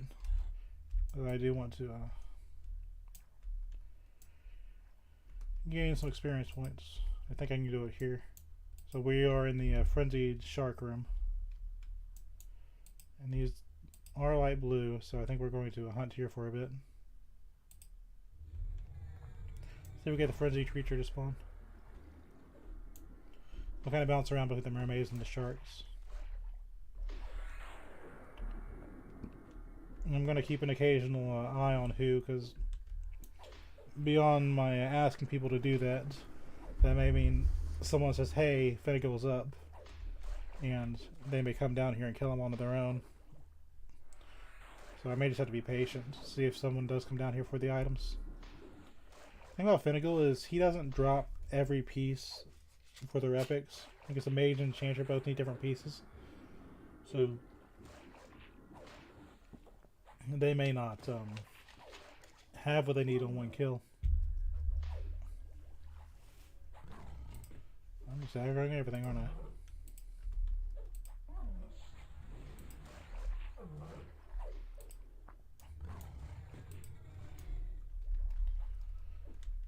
So Finnegal is kind of a bottleneck for some people.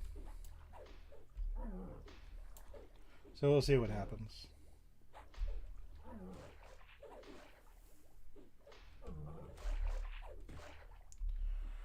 It's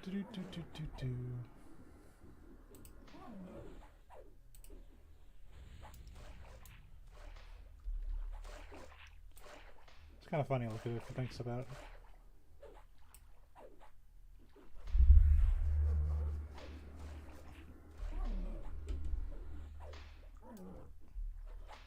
But yeah, it's kind of cool I got to show you that Finnegal's up, what he looks like. Because otherwise you'd just kind of be relying on my old tails.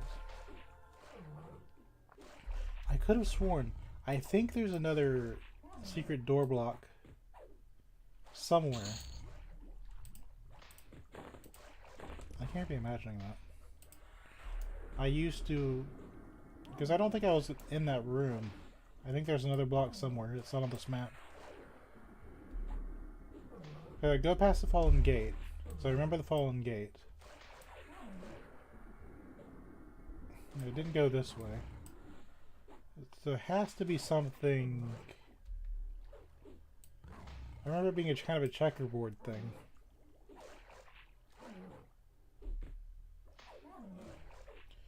Can't remember for the life of me what that is. I do still have to keep an eye on it during breath, but...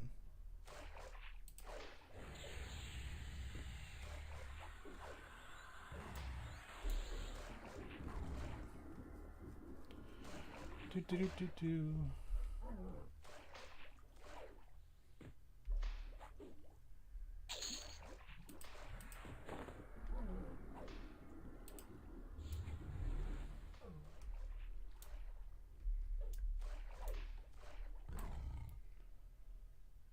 Let's see. What else can I really talk about in Kedge? It's so we've got Fringe's room. As you can tell, it's an okay place. You're getting okay money. Like, we obviously got a lot more money to do like Harbor by a mile. There's healers here. Seahorses are generally the healers.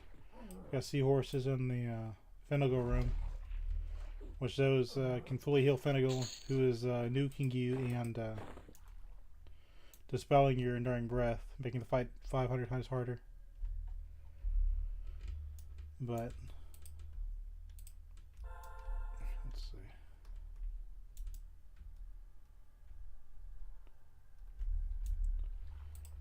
What do I want to do? No, I don't think we went down here yet. So it's... What's going on down here? I get blindsided by a monster. It'll be okay. Because this is what everyone needs, right? A maze that's underwater. It's easy to get lost in.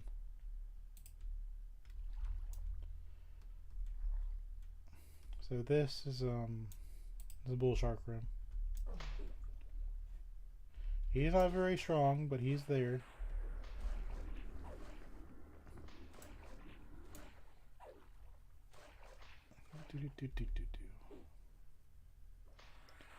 So would I recommend going to Kedge Keep? I always remember being young and being thrilled with the fact that it was just a water zone. Kind of like prototype flying. This is the first time I ever got to move a character in like 3 dimensions, or on the XYZ axis. So in that sense, this is a lot of fun. But some people I have found don't like water levels. And some games do them right, some games do them wrong.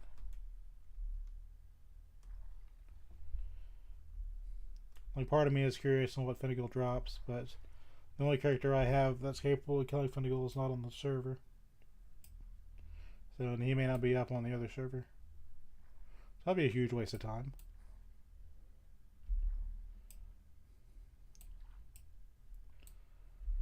So what do... I think one of the better things about this is having the zone auto myself. Yeah, I'm still done.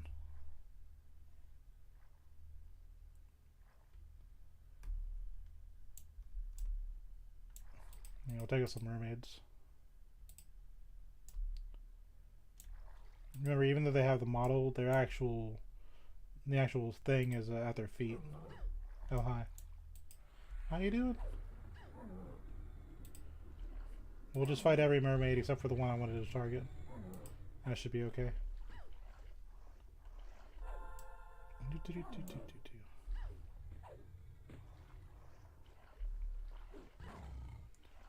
I'm going to kind of squeeze these down here at the bottom of my screen.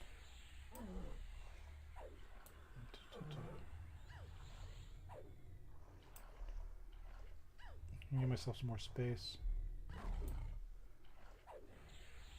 Well, a few levels will upgrade our kick, so that's going to be good.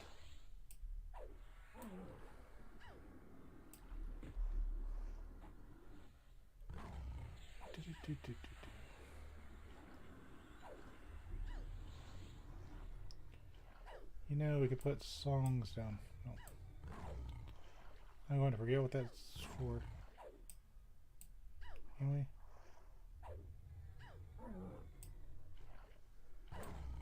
I mean, we can. I just don't remember what the things were. So I wonder if this is songs. I wonder why Celestial Healing is showing up here. I'll just keep it up there. Why are we making things hard? For no reason. Why are you a bug? Why does this game do that? Like, you come down here to fight mermaids and beautiful things, and it's just a bug. Bug out of nowhere.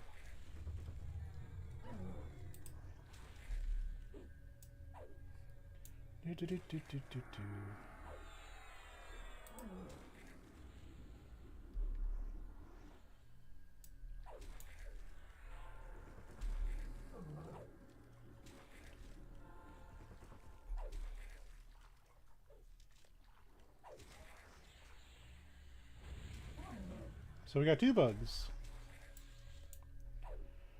Here's your mermaid waifus, if you were into that. And again, this isn't part of the old EverQuest thing. These click-nars are new. And you can kind of tell because they have more defined models. The mermaids are just kind of like ideas of mermaids.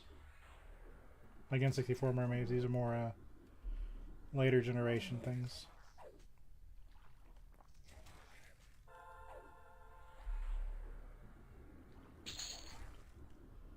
Well, they dropped money, but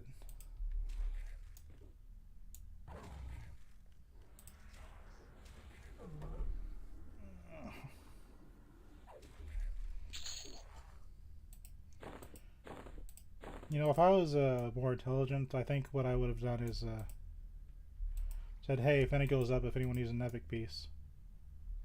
I think that would have gotten the community to light a fire under their ass.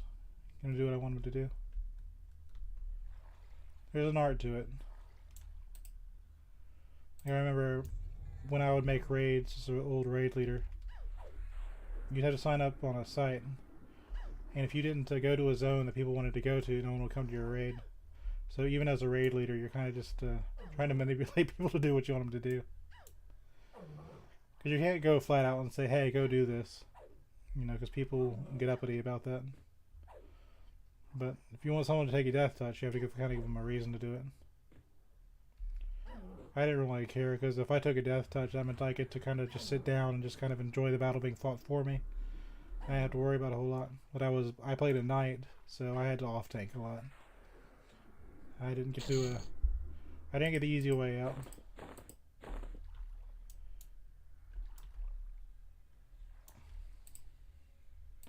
It's funny, I'm using an old raid boss room for experience points grinding. And that's a whole new level of disrespect for this boss. And that's okay. We're doing alright on the experience. Have a nice little level in Kedge Keep. I mean, it doesn't really matter if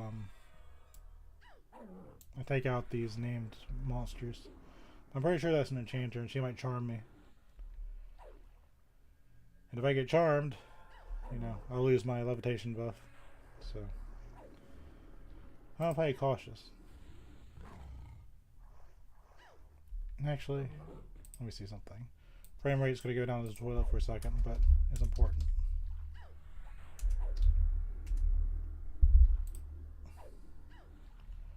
So it says she drops a tome for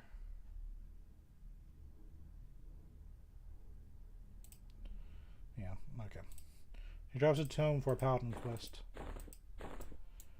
So for me, it's not really a whole lot of use.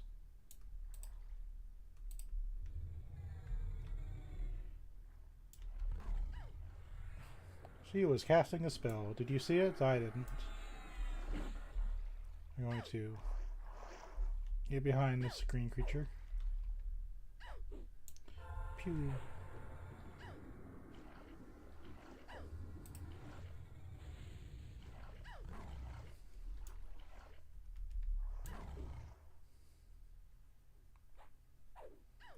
Do do do do do do do. Try to see if anyone took the bait. Nope. But yeah, I never went to Plane of Sky because everyone was interested in Plane of Fear and Plane of Hate, because that's where you get the Maestro of Rancor and Terror and Fright. You get a lot more epic pieces. Which I think even if I went on a max level character to Plane of Sky, I don't even know if I can get all the way through there, because you need a kind of a raid force. Because there's lots of death touches. I think at the higher end levels, people will they have enough hit points to absorb the death touch nowadays, because they didn't scale, you know, the mechanic up. Because it's not an instant death touch; it's you take like 3,200,000 damage. But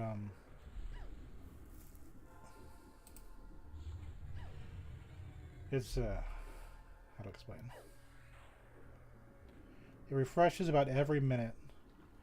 So if you can take 3,200,000 damage every minute and survive it, you can survive a death touch. But if you can't, your character will go down.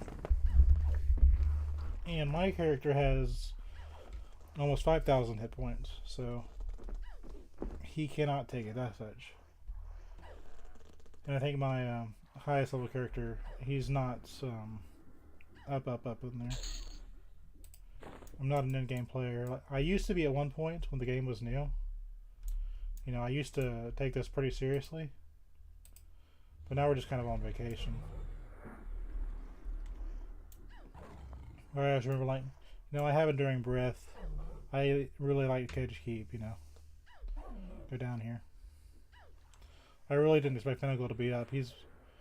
I know epics aren't nearly as valuable as they used to be 20 years ago, but I didn't really expect them to be up, because usually you get some high level player that just kind of wants to get revenge on the old mobs.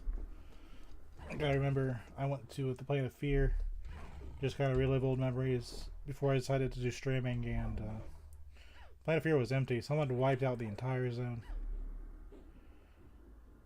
And if you aren't high level, like if I went in there right now, you don't get a warning beforehand. It's just you have to go all the way. I think I showed it in the last stream. You have to go all the way to the entrance.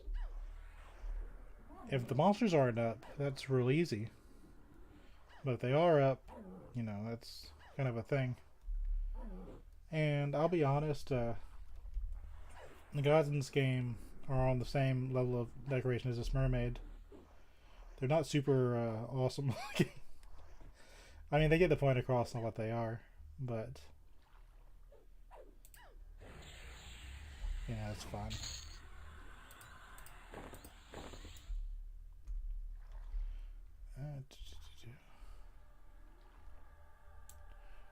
That guy is right. It's like, I know a human paladin for Piranha is not going to come down here and take out that monster.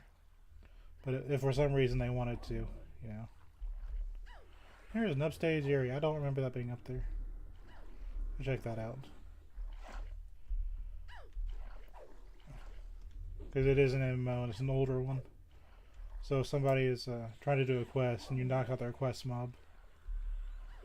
Because I remember there used to be in the Oasis of Mar, there'd be a sand giant called Kazel. And he was for the Enchanter epic, if I recall correctly. And if you were a newbie and Kazel walked all over your character, when you got to level 60, you wanted revenge. You weren't really thinking about that Enchanter. You're just like, you wanted Kazel to go down, so you take him out. And Enchanter would roll through later and be like, okay, has anyone seen this monster up? And you may have just killed him like 20 minutes ago, and you'd be like, no, I'm sorry. But sorry doesn't get him his epic beasts, you know. He has to wait for it to respawn, and that could be days. You know, so chasing an epic, You know, they do have a good point. But at the same time, it's like a 20-year-old quest. So, depending on what side you want to take, it's up to you.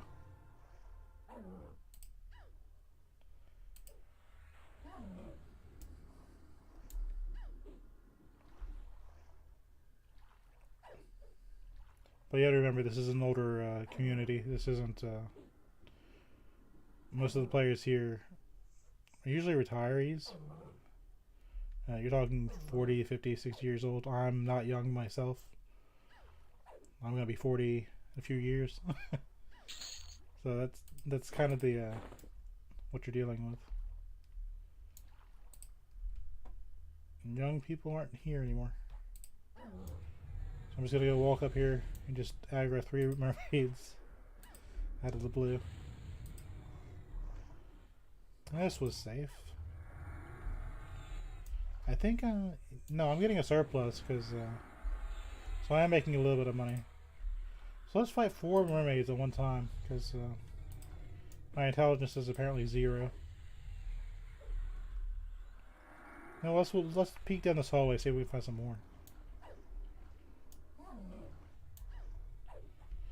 That's a screenshot if I've ever seen one.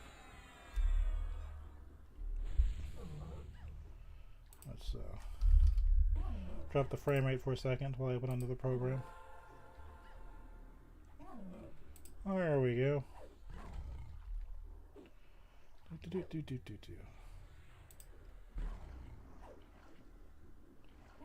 the end of the day, to be honest, it doesn't really matter. You most of the old game, you were relying on friends.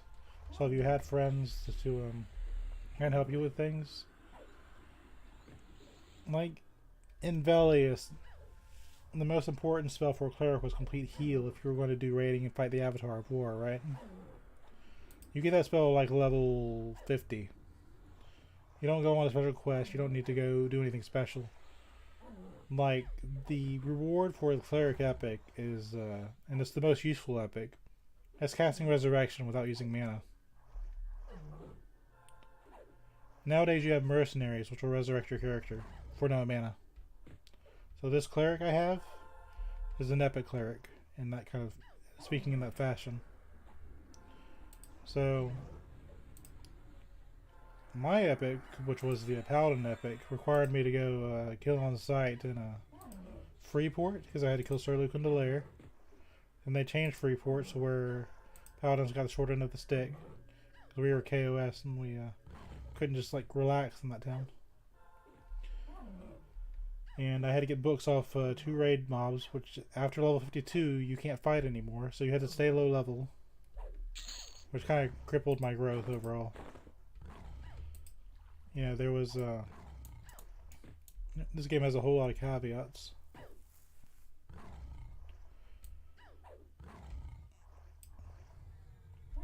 So really it's more... But yeah, you won't find any loot for a beast sword in this dungeon. This dungeon was made before beast swords existed. But it's a cool dungeon to show off. It's the first underwater dungeon I think I've seen in this game. Well, not in this game, ever. Because I think before this you had Ultima Online and Meridian 56, which I might play one day. I have an account for Ultima Online. But I play on a old Felucia only server.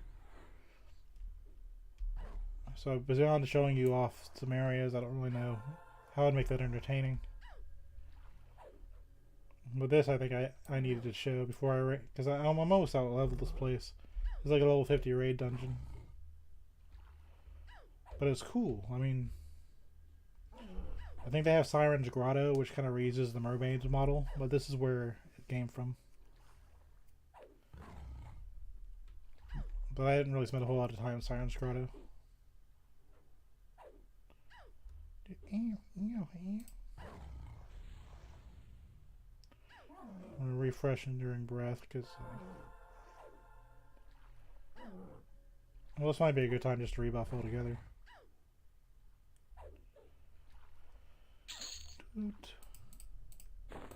Down she goes.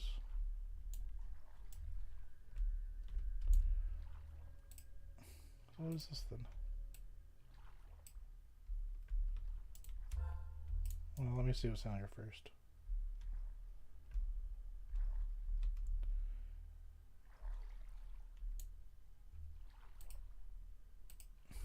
Okay, I can't target it, but I'm pretty sure there's another mermaid. I cast Enduring Breath on myself.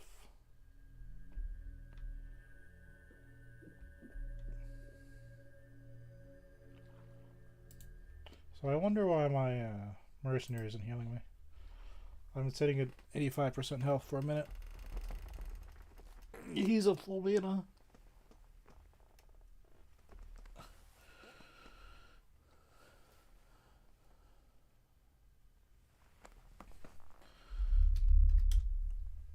Still the only person in the zone.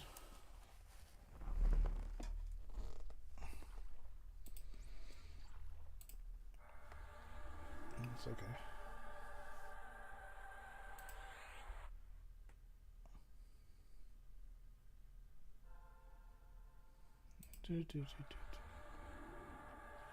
Grass and moss bills.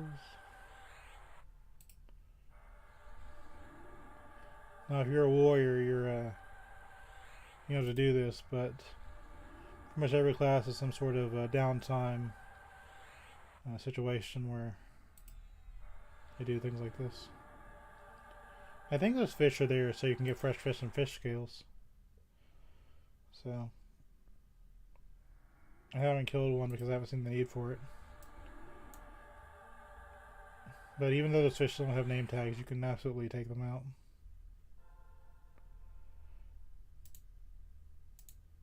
So we'll load general.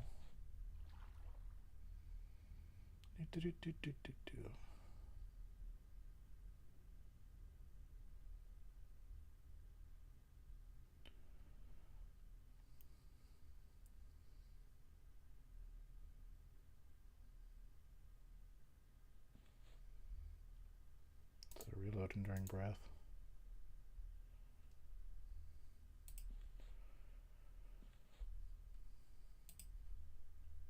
So as long as we're not fighting Fenigo, I think we're safe as far as yield breath goes. Again, even though I'm casting Spirit of Wolf, I think it's calculated by your swimming skill. It's not by your walking land speed. Because I think if you go to options now, you have velocity, right? So my velocity on land would be like normal. My velocity in water is like 27. So where am I? So I think I'm near the entrance again, right? Yeah, this should be the entrance. Hi, how are you? Yeah, so this is the middle room with the bull shark. His other friend spawns. So maybe the, I guess that was the box. I can't think of any other box in this zone. But I know I moved a box back when I was a paladin. I was down here with a group and they were like, just come past the box. And I was like, okay. So that must have been the Fenigo raid that I went on. And it was dark in there. Like, when we saw it, it was all golden and lit up. No, it was dark. I saw like the seahorses. And it was dark. I didn't see Fenigo. I saw like imagine darkness, right?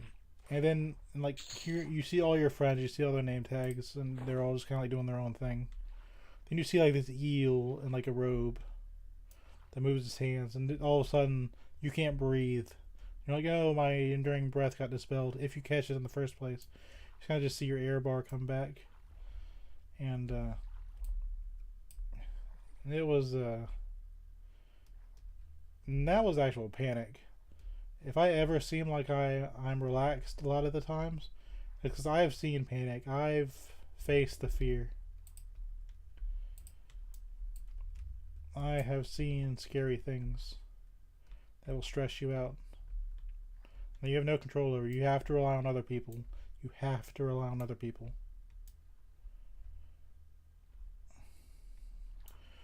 Be better if I didn't have the attention span and the directional sense of a doofus, but let's viz up. Go back over here. But yeah, this is one of the first 3D zones. The only catch is you need to be able to breathe underwater. Okay, I was in a different spot. A cerulean sailfin. He just decided he doesn't want to move today. You don't want to swim, buddy? You don't want to swim? I bet I can make a moving animation, can you?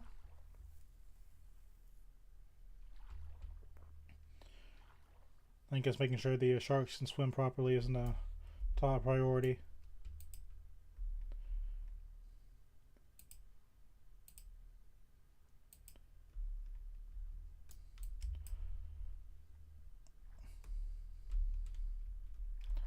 Let's see, where else am I cause some trouble?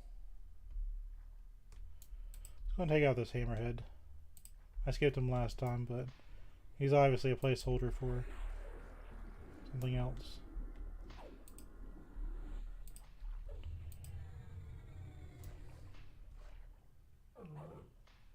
Well, I'm being attacked from way down below.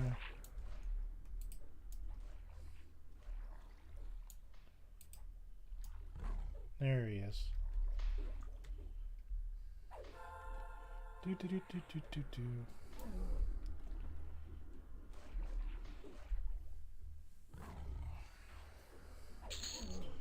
If I see a high level in the zone, I'm going to know why they're here. And I just need to go back and watch them take out Finnegal. But who knows? Yeah.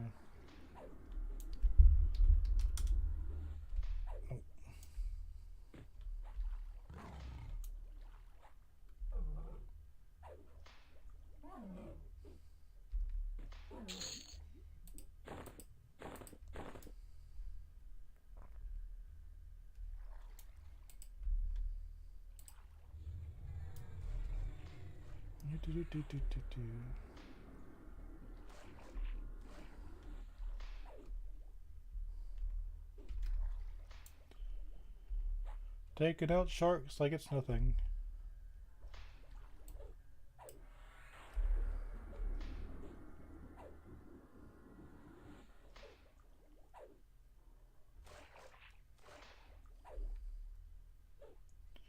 These runes I'm picking up, they used to be part of a spell research. You wouldn't always go to the plane of knowledge to get your spells, you'd pick up these runes. And you pick up words of power and stuff like that. And if you combine the right ones and your research skill was high enough, you would get a new magic spell that you'd be able to use. Nowadays you kind of get all the spells and you don't have to worry about it. But back in the day, that used to kind of be a big deal.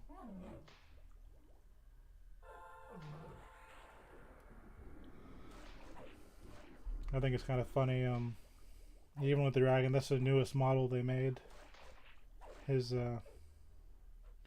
floating animation. Like if you look at mine, most of the races of the EverQuest what's this world called? Norath. Most of the races of Norath kind of do this stand kind of thing. Even the older models, you're just kind of standing with like your arms just a little bit out. But Dragon decided they want to do whatever you call that. But even then, their animation has them stand up like they're normally doing stuff. Like he'll just stand up like he's, you know, on land. And I mean, water combat, you know, isn't that big of a deal. Like every game that tries it seems to like annoy people for some reason, which I really don't get. Because it's like flying, but not. You don't have to worry about breathing. It's like I'm just flying right now. That's fun.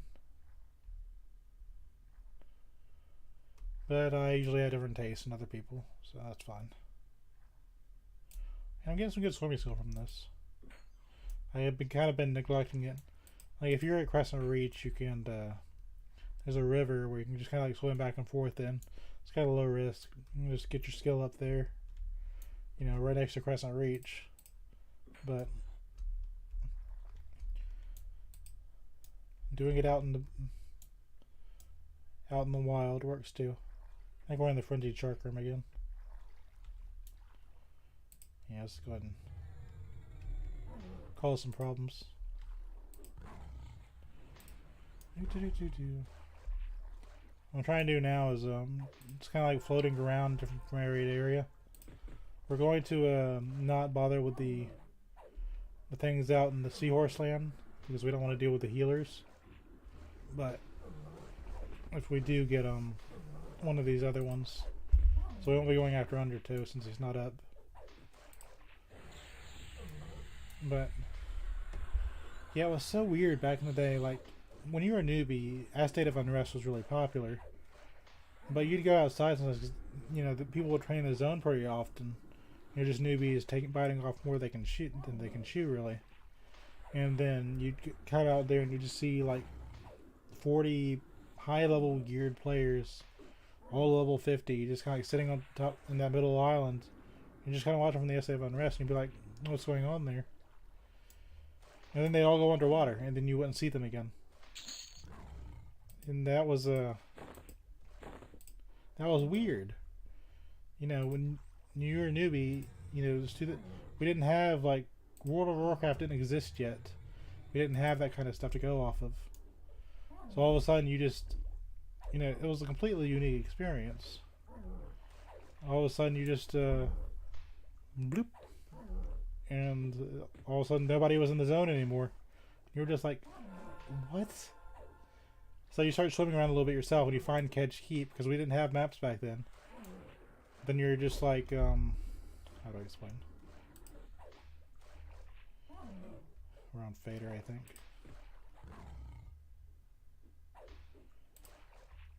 So yeah, you were here about, so, you know, you're a newbie, you come in here, you go to sell at a little dwarf. There was one dwarf there back in the day. You didn't have the other dwarfs there.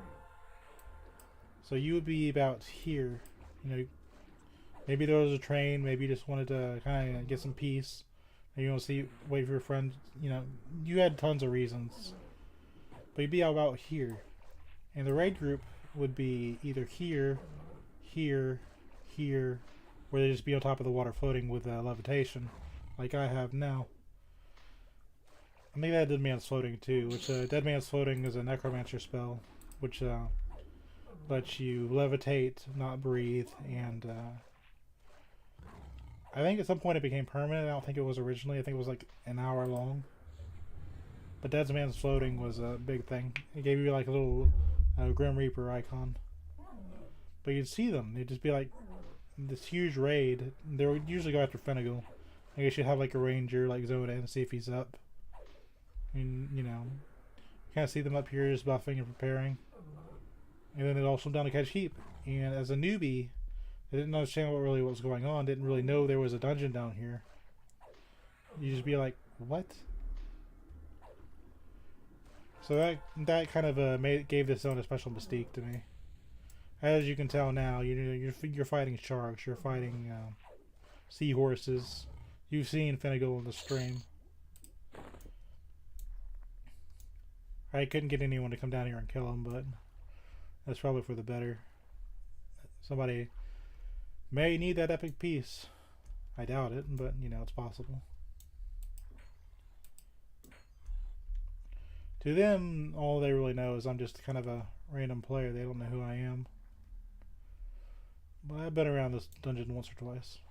Okay. So we aggro to Squall Surge, which is the healer, I think. So we kind of big brained that one. That's alright, though. My pet's on the seahorse, so that is kind of good. Of course, all these things have thorns, which is kind of why I activated a mercenary in the first place. It lets me turn my brain off and kind of focus on the stream rather than anything else. That moved by itself.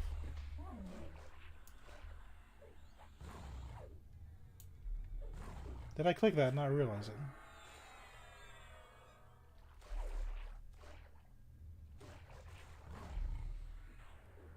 Somebody might have killed Finnegan and gated out, so I'm gonna go check him out. Because if he is dead, I can show you the rest of the his little dungeon map. But you can kind of see it from the top anyway.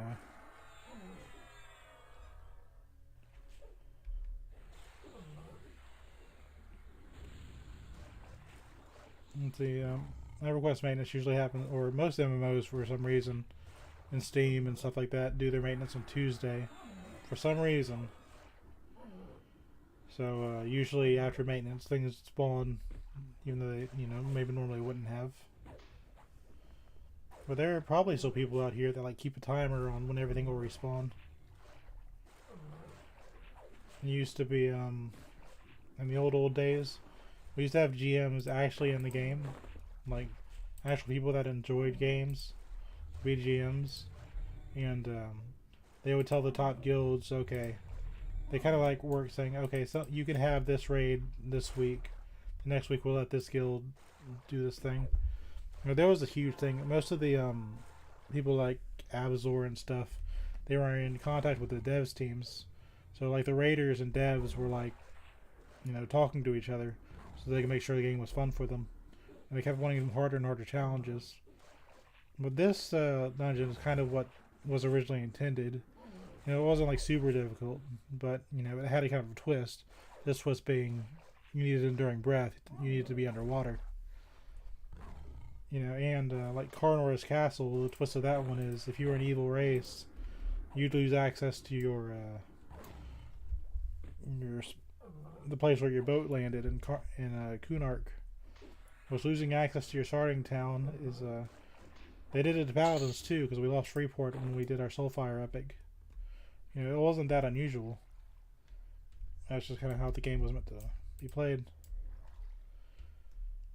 There were consequences. If there's a plan called the Plan of Growth, which if you do that dungeon, and you fight Shinari, you're kill on sight to the High Elves, Wood Elves, and anyone else that so desires to see your head on the pike. And that's just the way it is. Okay, I disoriented myself. Right. Going to invis. Let's see if our fish is still up. Now he can see through invisibility, but his fish cannot.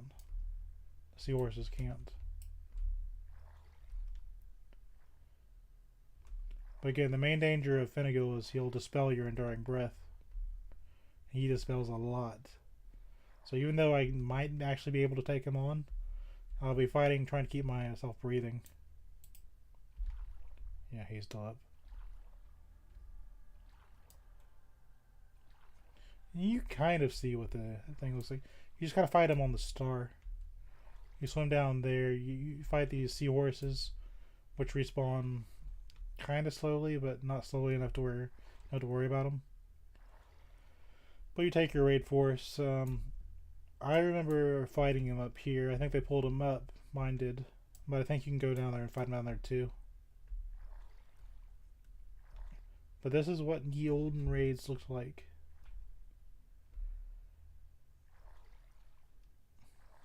So there he is in all his glory. What's kind of funny is the little star shape. It's like a complete normal cutout. So it's like he was doing some spell and then he like broke the floor. I don't think there's a story behind Finnegan. There might be. I can't go down there because he can see me. They'll start the fight. I don't need some old EverQuest player getting his pants in a twist because I go and try and fight him. And I've probably played it longer than he has, to be honest. I've played this game for a very long time. So you can shut it. That'll be nice. But they do have a point. I would be very upset if I was trying to get my epic done and someone killed my mob. Even though that used to happen all the time, especially with the ancient Cyclops and Castle. And Lady Vox, Lady Navkin. Now, let me explain something. Lady Vox and Lady Navkin you have to be level 52 or lower to kill them. People have Twinks ults set up specifically just to kill them and solo them.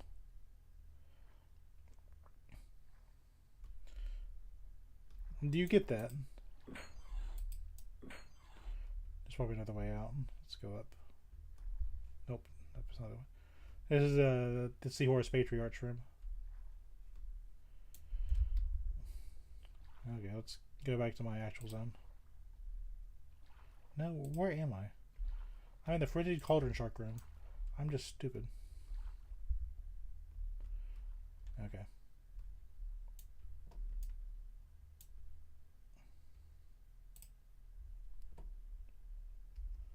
Oh, I'm sorry, friend.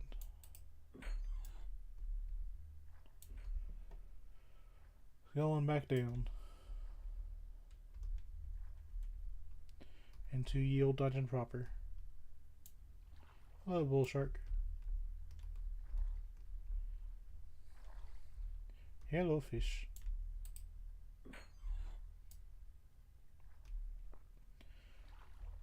Now the real danger is here getting lost, because obviously old dungeons are kind of set up like a maze.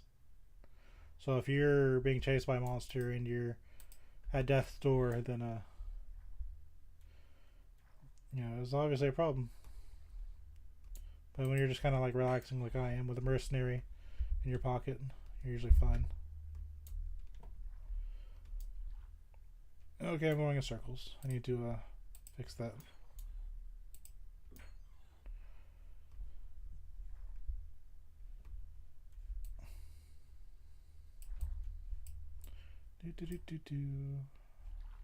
Yes, boss area. Yeah, so I guess I haven't seen another push block. So imagine being the first person to figure that out. You're just kind of randomly clicking on stuff and it's just like, oh, okay. There's a ferocious cauldron shark spawn, I guess.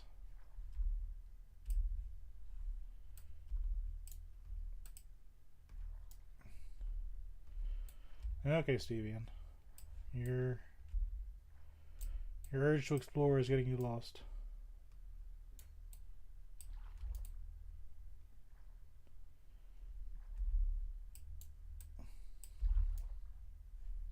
Brain? Come on. You go next to the clicky block. Go up. No, because it goes to the boss. That means this is the way out.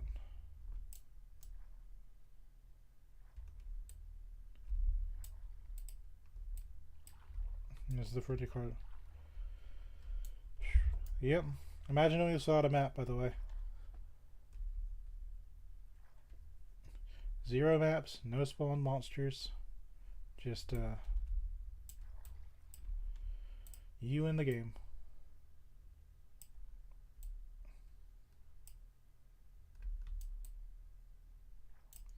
I know I have a small brain, but okay. So what we're gonna do is we're gonna go to the Frenzy Shark room. I'm gonna take the other door out. Go to the middle.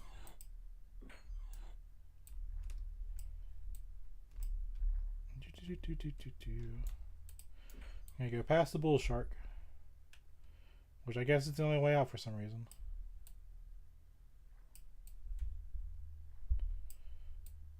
Go to the crossroads. Hi, bull shark. So if you ever want to go fight the boss, you go south. If you're ever wondering. See if we can find some experience points. And here we go.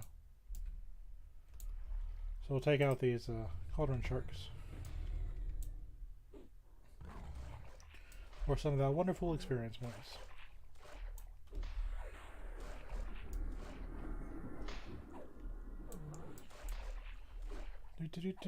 Do.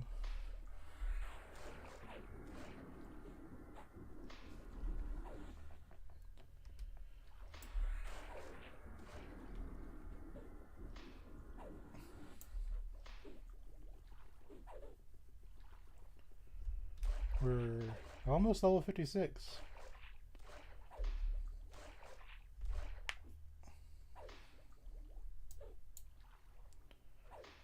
Well, that means we have to figure out another grunt zone we're going to go to next.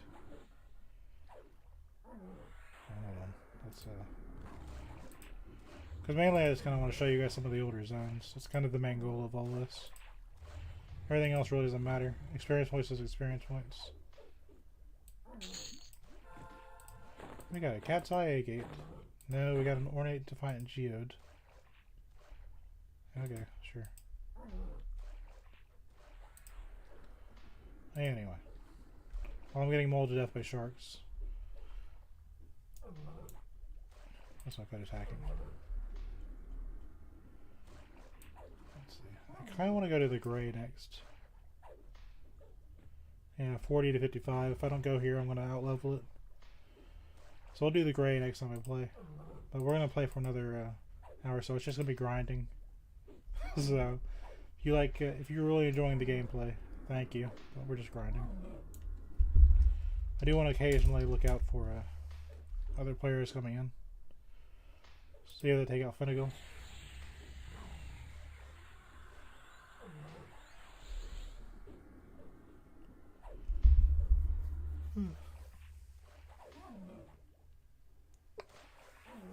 By the way, I don't get paid for these streams. I'm doing this entirely out of my goodwill. Now the cauldron shark is gray, which is kind of a problem because I need to get experience points while I'm down here.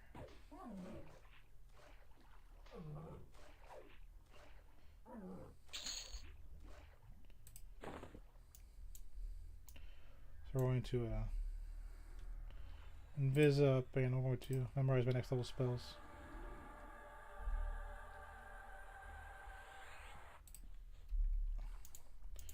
So what we got? We got here's Zex. So it's the next level warder.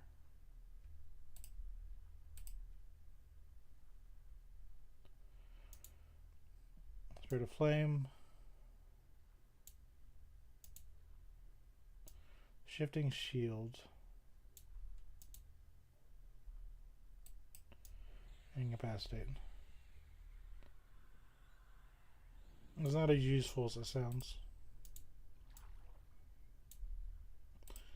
Like it can be, like if you're kind of on the wire, but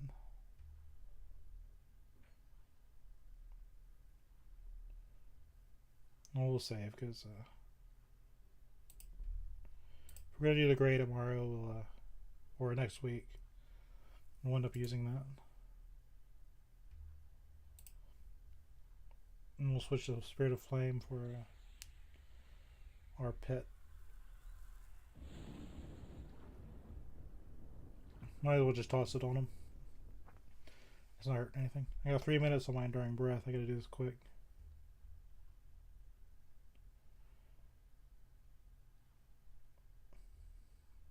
Spirit of Snow.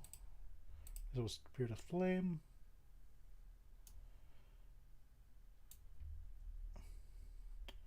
So this is armor.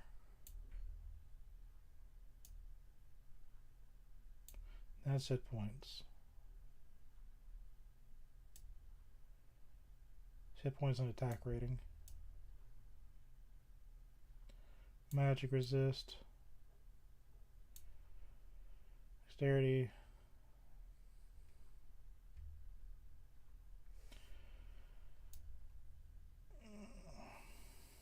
I'm not the one healing my pets, so we'll just look over there for now. We're just gonna focus on damage.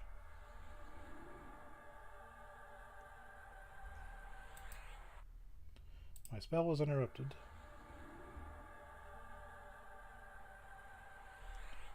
It's blocked by Spirit of Snow.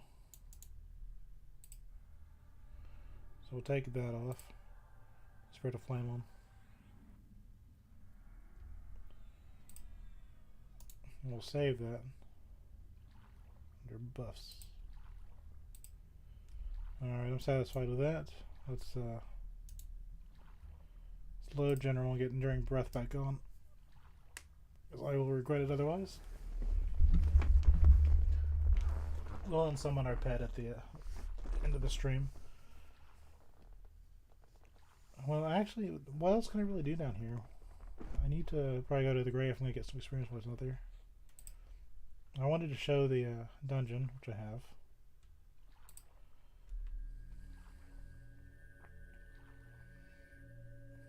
Okay. What else can I really do to make this entertaining? It's just grinding now. So we showed the shark. We've seen Finnegal. We took out a raid boss. That used to be a big deal. We saw the temple. We saw the things. Saw Finnegal. We actually saw the model. I think it's the only one that uses the model. If you look it up on Alakazam or just the EQ Bestiary, he looks pretty cool. You've kind of seen him in motion. There's some old Dusty Finger Bones, which I could get, but I really don't want to. I know it's gonna make this is a very fun zone. I've got Enduring Breath, so it's not like that big of a deal.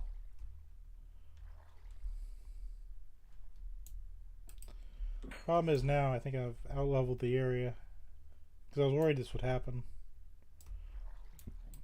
My main goal here was to just kind of show the place off. My invisibility is not on. See, the sharks are gray. Now, you know, it's fine, but I'm not getting experience points down here. Those light blues are going to be green now. So I think now that we've shown the zone, I think we need to escape. Because when monsters are gray in this game, they don't give you experience points. I think I got some ornate gear earlier. I just didn't put it on.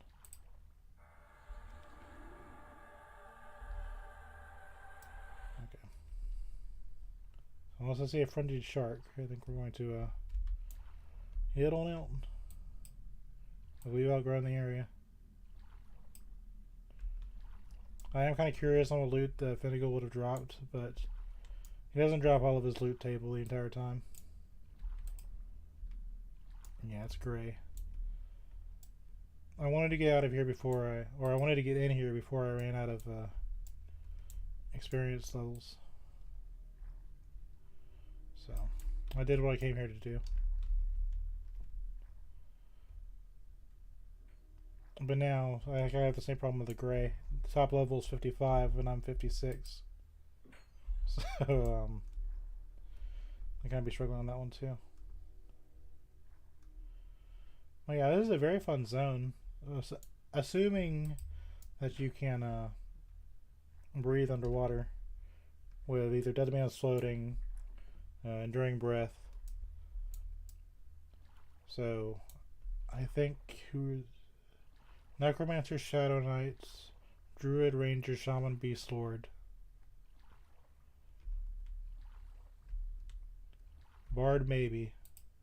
I don't think so. Who else has it?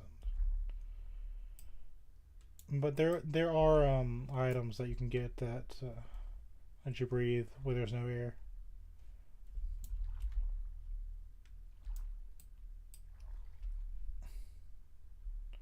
There's our friend the bull shark. Yeah, go this way. But yeah, that's it. You just slide that block over and you fight the giant eel. Magician. Yeah, they're all green or gray. Or was green, but that's like no experience points. For me, it was just really nice to kind of see the old dungeon one more time. Go back up to the surface.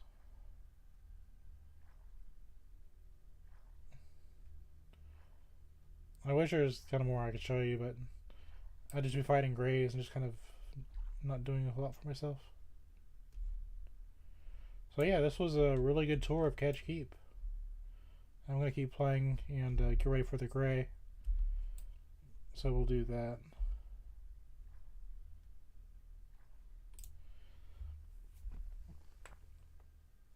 So the gray is Lukeland, but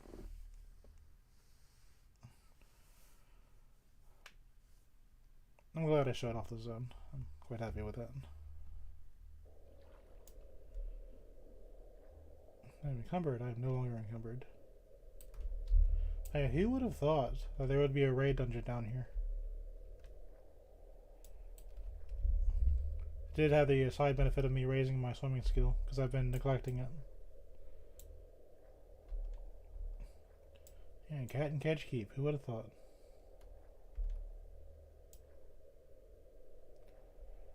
Because I remember this being a lot darker. It was a lot harder to see. You go up to like the very tip of the water where your sight line was just barely, like, you could see, and then you can like see underwater. So you'd be like at like the plane where it was hold on. I'm also looking for a named monster. It says Proculator of the Cauldron. If you're playing a ranger or a druid, they have a skill called tracking. You can find these named monsters a lot easier. But like if you like, see how I have this screen right here? The old way was you could like look and you could see underwater, right? Put my wrist on passive for a bit. I'm gonna be just kind of like shooting the breeze for a bit. And that's how you would see. It used to be entirely dark when you go down like this, so you wouldn't be able to really tell what you're looking at. So you come up to like that really like base spot, and then that's how you would find stuff.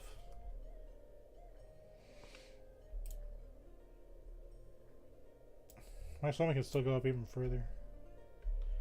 That's kind of impressive in its own way. What are these guys doing? I think they're new.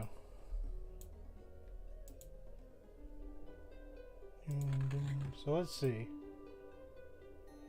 We have Play Greaves. It's not bad. I don't know if we made any money or not, but let's see. We have 1 platinum. It's old. 4 gold for these 6-pound things. It's terrible. We'll keep the fish since my character will eat it. That's for a quest.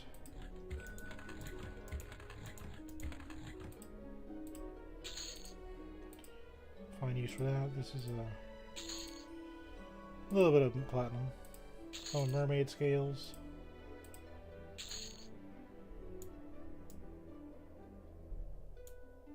This is actually an upgrade. Okay. It gives me improvision. As of a year, I think I already have improvision, but this is an upgrade. I didn't catch it in time. Like I saw that I looted it, but I was like, okay, I think I already have it. And this is the next step up, so we'll hold on to that helmet. So you normally get that stuff from doing the hero's journey. That's how you would guarantee that you get that. Yeah, and they have a little green number on there. That means how many charges they have. So not only did you get raid gear, but your raid gear, in fact, was limited to like 1 or 5 shots. So,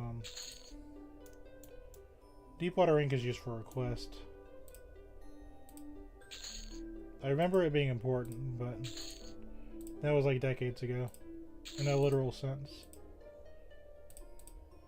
So we made some good platinum. It wasn't too bad. This is an old EverQuest raid zone. You get what you...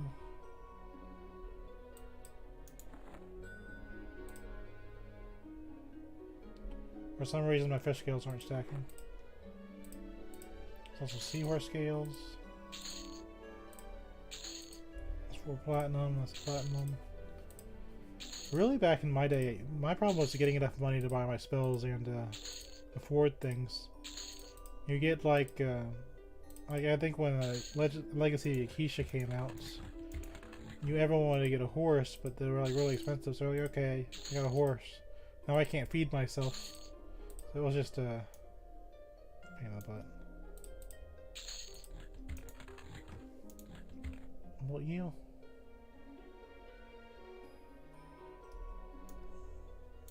I obviously do like Harbor is obviously the best place so far that we've gone to.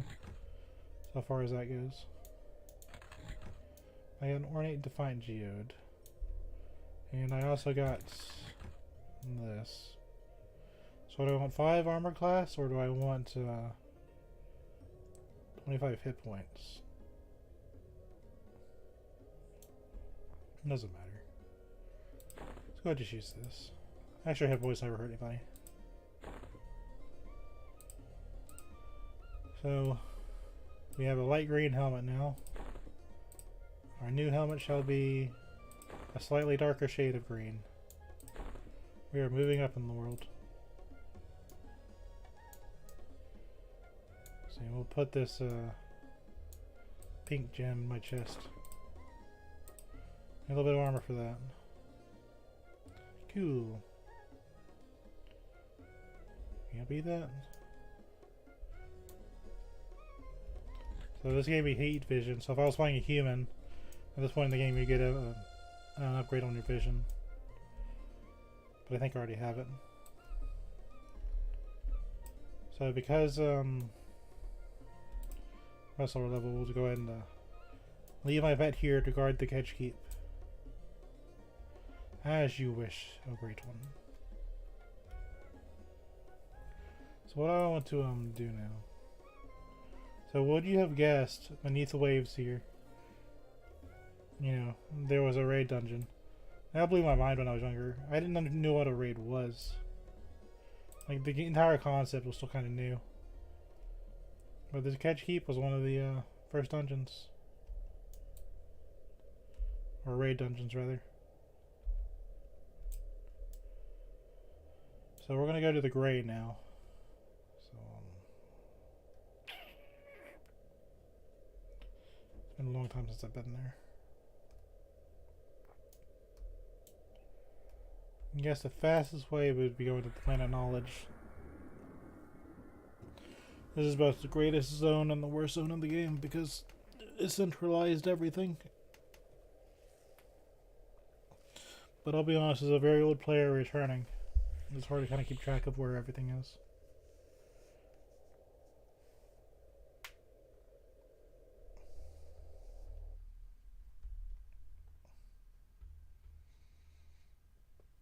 If you're a wizard or a spellcaster type, you can bind where you want to. Since I'm a melee, I'm always coming back to this zone. I think I should have gotten round kick. This is kind of good though, because newbies when they play, they can see other players come through, but outside of being like, oh hey, is this game alive? It doesn't really serve any real purpose. You want to have your own adventure, you know?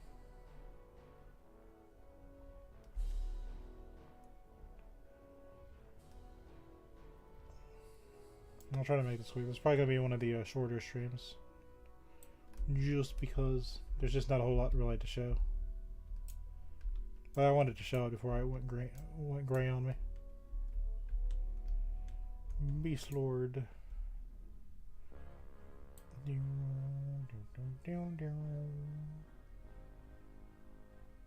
Don't I learn a new punch or kick or something like that? Round kick is 65. So I'm kind of there-ish, but not really. Yeah, a few more levels.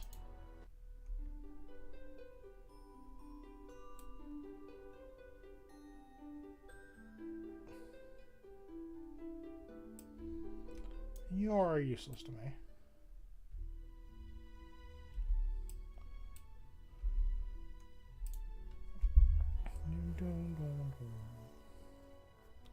Someone's being really nice and giving out newbie buffs.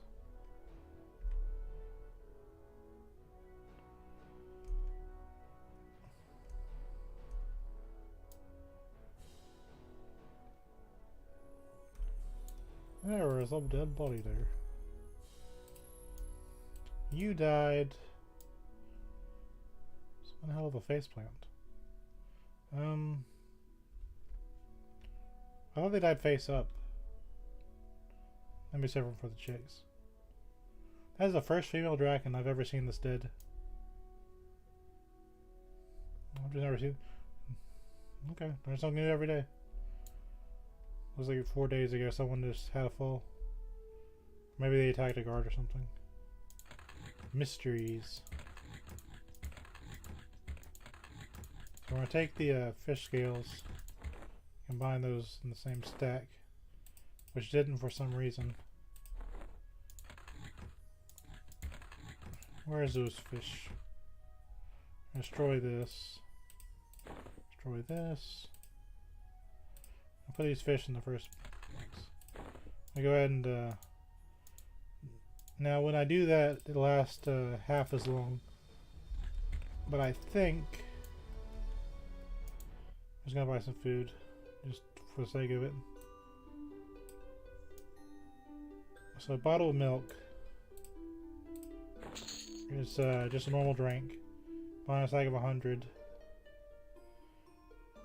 They used to be able to do this with muffins too. So it kind of made me mad that they nerfed that.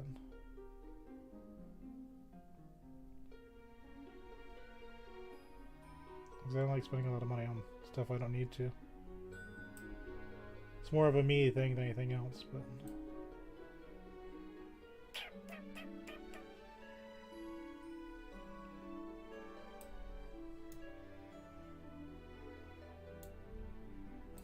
some iron rations.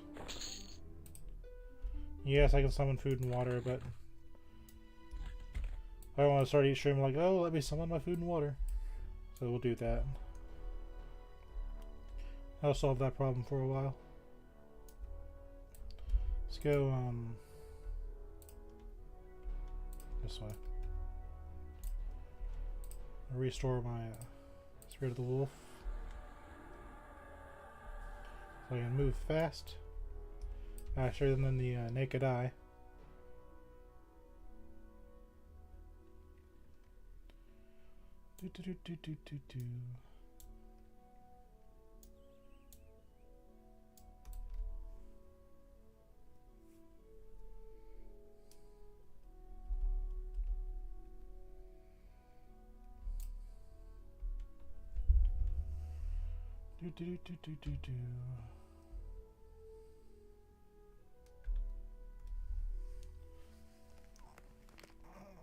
But even if you're younger, you can still enjoy this game. Don't feel intimidated that just because the player base is a bit older, you know, you won't have fun. This is a blast.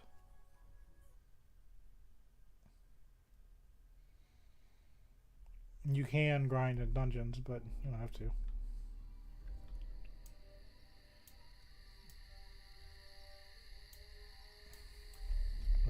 All I'm doing now is I'm going to go to where the gray zone is, and we'll go from there.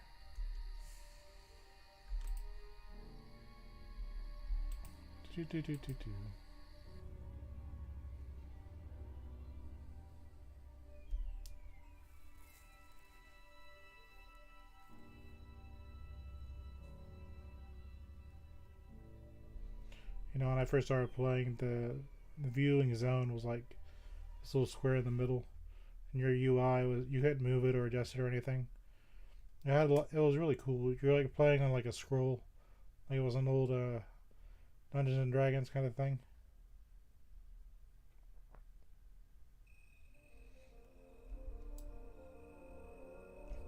Now my question is, do I want to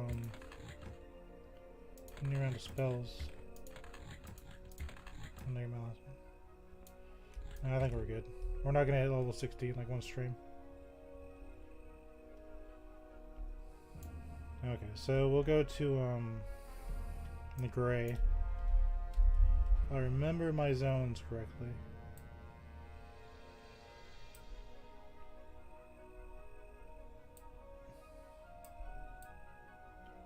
You go to the Nexus. Yeah, there's a Nexus. Well, Charval is the cat city where my character's from. But unless you start there, it's you can't do the citizenship quest, so you have to skip the tutorial, but it still puts you in a Crescent Reach. So it's like, don't skip the tutorial. So We are in the Nexus. This was Shadows of Luklin. The story of this place is Norathians have gone to the moon, so we are just under the moon's surface. The portal to Lasanium will be active in 10 seconds. Please gather in the portal area to make sure you have the spire stolen to the Lasanium on your person. The portal of Lasanium is now active. Place it on the pad and you will be teleported shortly. Enjoy your time in the city. This was confusing when I remember doing this first. You know, these characters will kind of explain kind of what was going on. But the long story short is that you are going to be adventuring on the moon. So Shadowhaven is the neutral starter town. And it's reached here. Yes, this block, this little square, is how you get to the Shadowhaven. Figure that one out without a map. You just have to guess a lot of times in this game. So this is Shadowhaven. This is the town. These are all in different factions. The short good guys don't like me. The humans are like, oh, it's the Vashir. Because the Vashir are native to the moon. Now I've got to remember how to get to the gray. Because to be honest, I don't remember. Let's see, we need to go to the gray. So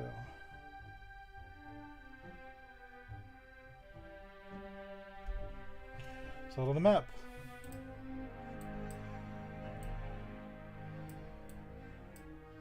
By the way, this invis bridge, that's very mean.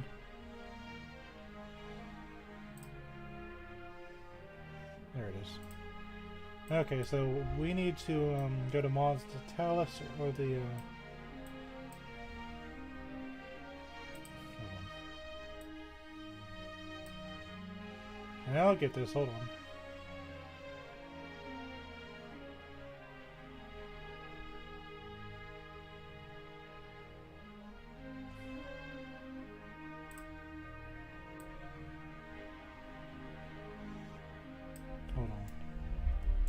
So, I think I don't give already.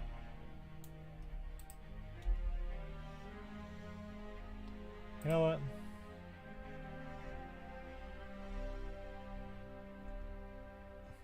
What would the wonderful EverQuest thing say? How do I get to the gray? Activate a path. Take me to the gray. It'll be great. So we're gonna go into this random house, go through an invisible wall, go through a second invisible wall, go into EverQuest, and we're gonna go to the Echo Caverns. Figure this out when you're young. Figure this out when you're young.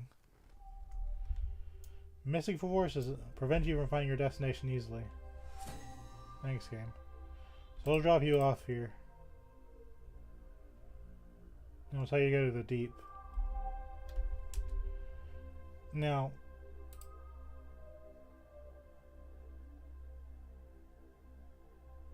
I want you to go through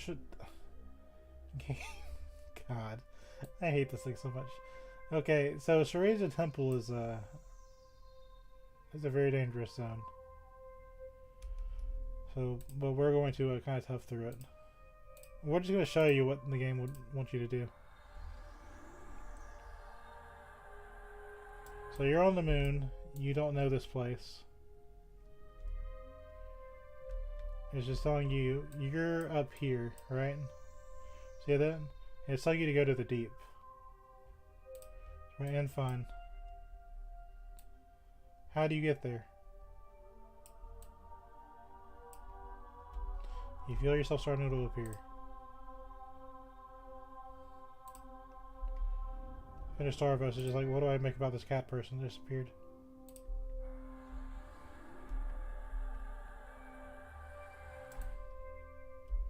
So I re-invis. Because it wants us to go to the deep. The Fungus Grove. This is technically a safe space, but they got some spawned monsters. Level boggling. Level 20. Level 24. Normally be the Polydrall Caverns at this point. Got more of those little things they saw in Legacy Keisha. There's decoration, but they're so surprising sometimes.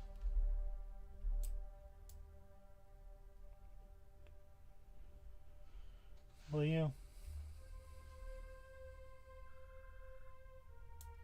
I mean, it looks cool.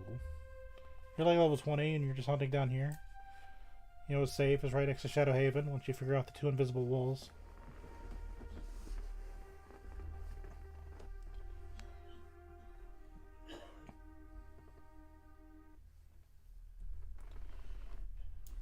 So now we're in Fungus Grove. And now it's got us a path again. Thanks, game.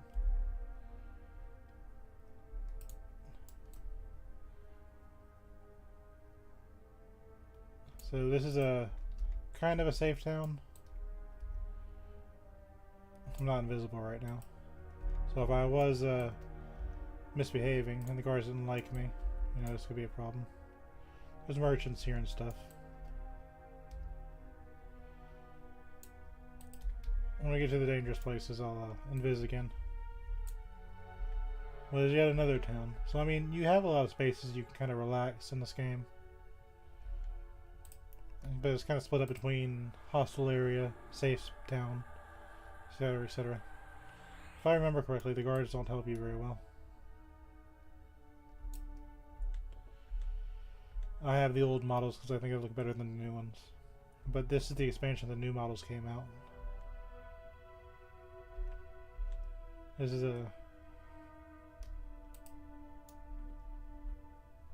It's just meat. These mushrooms, no, okay. I'm in a lot of danger. I don't have my pet up. And I don't have my Verant Interactive. I'm doing a lot of stupid stuff right now. But I want to show you the gray. This is the first time you see the Deep Cavern Lotus things that we saw in Stone Hive. This is the first expansion you see them. And they can see me, but they're dubious. So that's what they look like. It's kind of neat. So even though I'm invisible, it's always good to like con things. Because some things that'll be alive will look like they're undead, etc., etc. You have invisibility up, and that doesn't always matter. The only one that has overheat invisibility is rogues, and they sneak and stealth, and they go real slow until like higher levels. But you're still kind of walking everywhere. The downside of that is that you're a rogue. Well, that's okay. Actually, there's kind of Greg's End on the this planet. You can't do anything unless you can open doors. Like if you want to fight the boss Greg and you don't have a rogue, you can't fight the boss Greg. They have to pick the lock to him.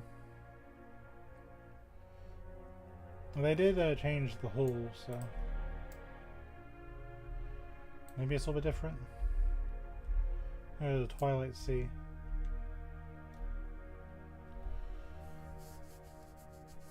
This game's gonna try and get me killed, I'm sure of it.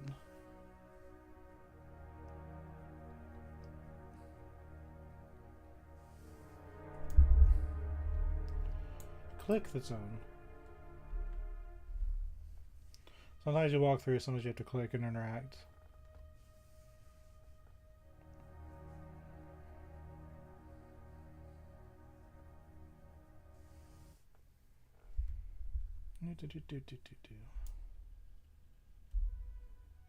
This one's going to send me to the Scarlet Desert. I'm way up in the sky. It's another safe town, but at the same time, not really. So, unsurprisingly, you had to cross the sea in the Twilight Sea. Can you see anything? Not really. And I'm not going the right way. That's okay. More water. There's the path down there. Well, it's just telling me to go here.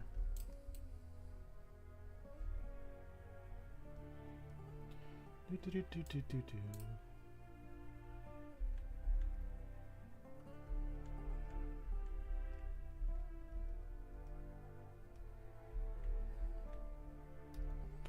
And we go to the Scarlet Desert. We're just passing through today, but it's nice to kind of look at, I guess.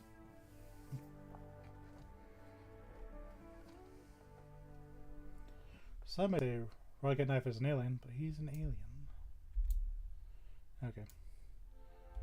So this is kind of the backwards way you would get to this dungeon. Not through Shreza Temple.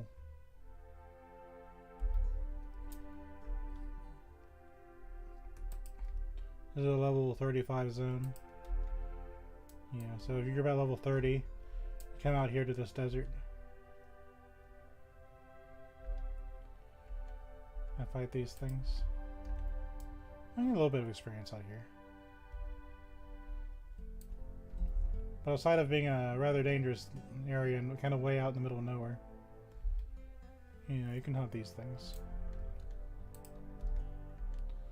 The problem is it's hard to get out here. Because if you, most classes and stuff, they're not gonna, you didn't have a map back then. I don't think you had maps yet. So you had to cross the Twilight Sea, and that's an undead monster, can see me.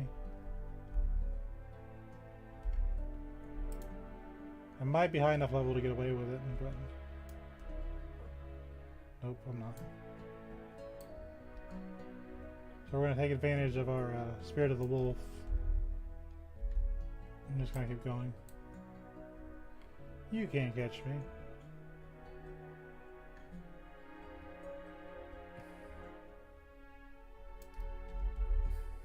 Yeah, we're going to go into the gray.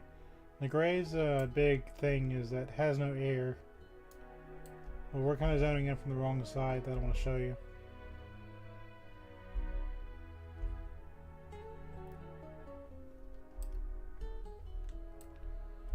Very cute monsters, though. So basically, if you zone into the gray and you don't have Enduring Breath, your character will suffocate and die. It's kind of not too dissimilar from a Kedge Keep. Was the other oxygenless zone. That Sun Revenant's going to chase me to the zone line. Oh, that's okay. I like the music, though. That's really cool.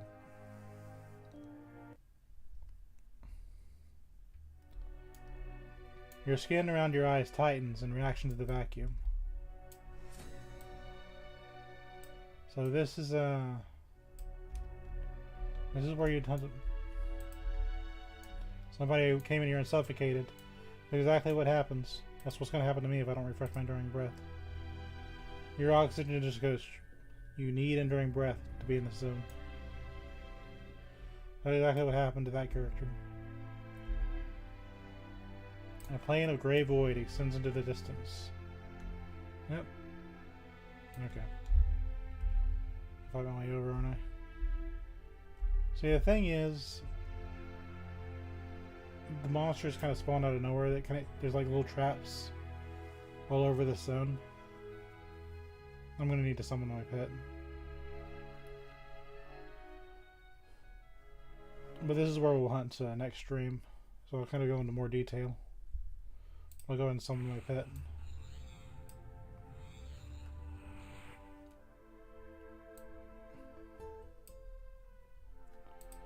So my pet, as usual, is light green, or light blue rather.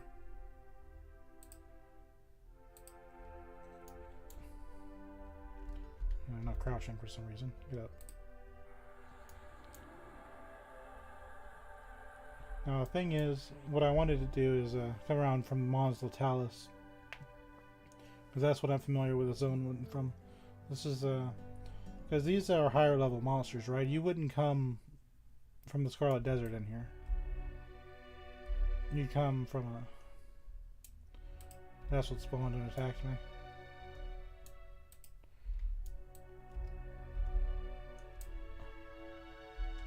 The spawns are all along the edges. But you see there's little rock monsters.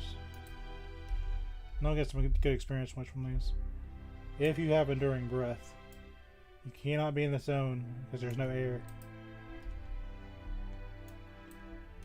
And some of these monsters are undead, so me being special isn't going to help me out.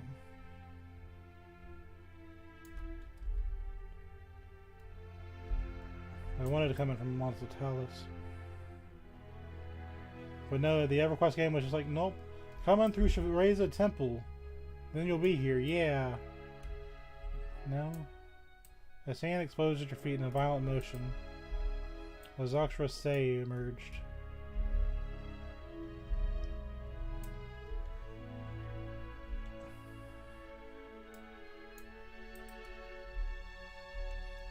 Timeless Golems. A really cool zone if you can breathe. But the gimmick of this zone is, if you can't breathe, you can't be here.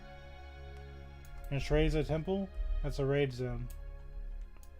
So in order to do that, again, you have to have friends with people that are of a different class than you are. Mons Latalis is how you actually get in. There's just no oxygen out here. You're on the moon.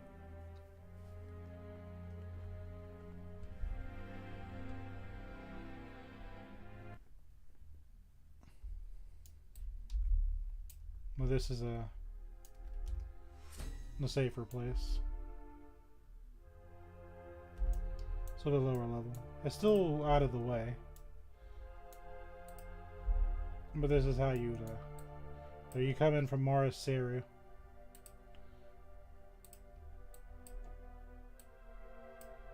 You come in there from the Thurbian lair. Or you can do Sanctus Seru.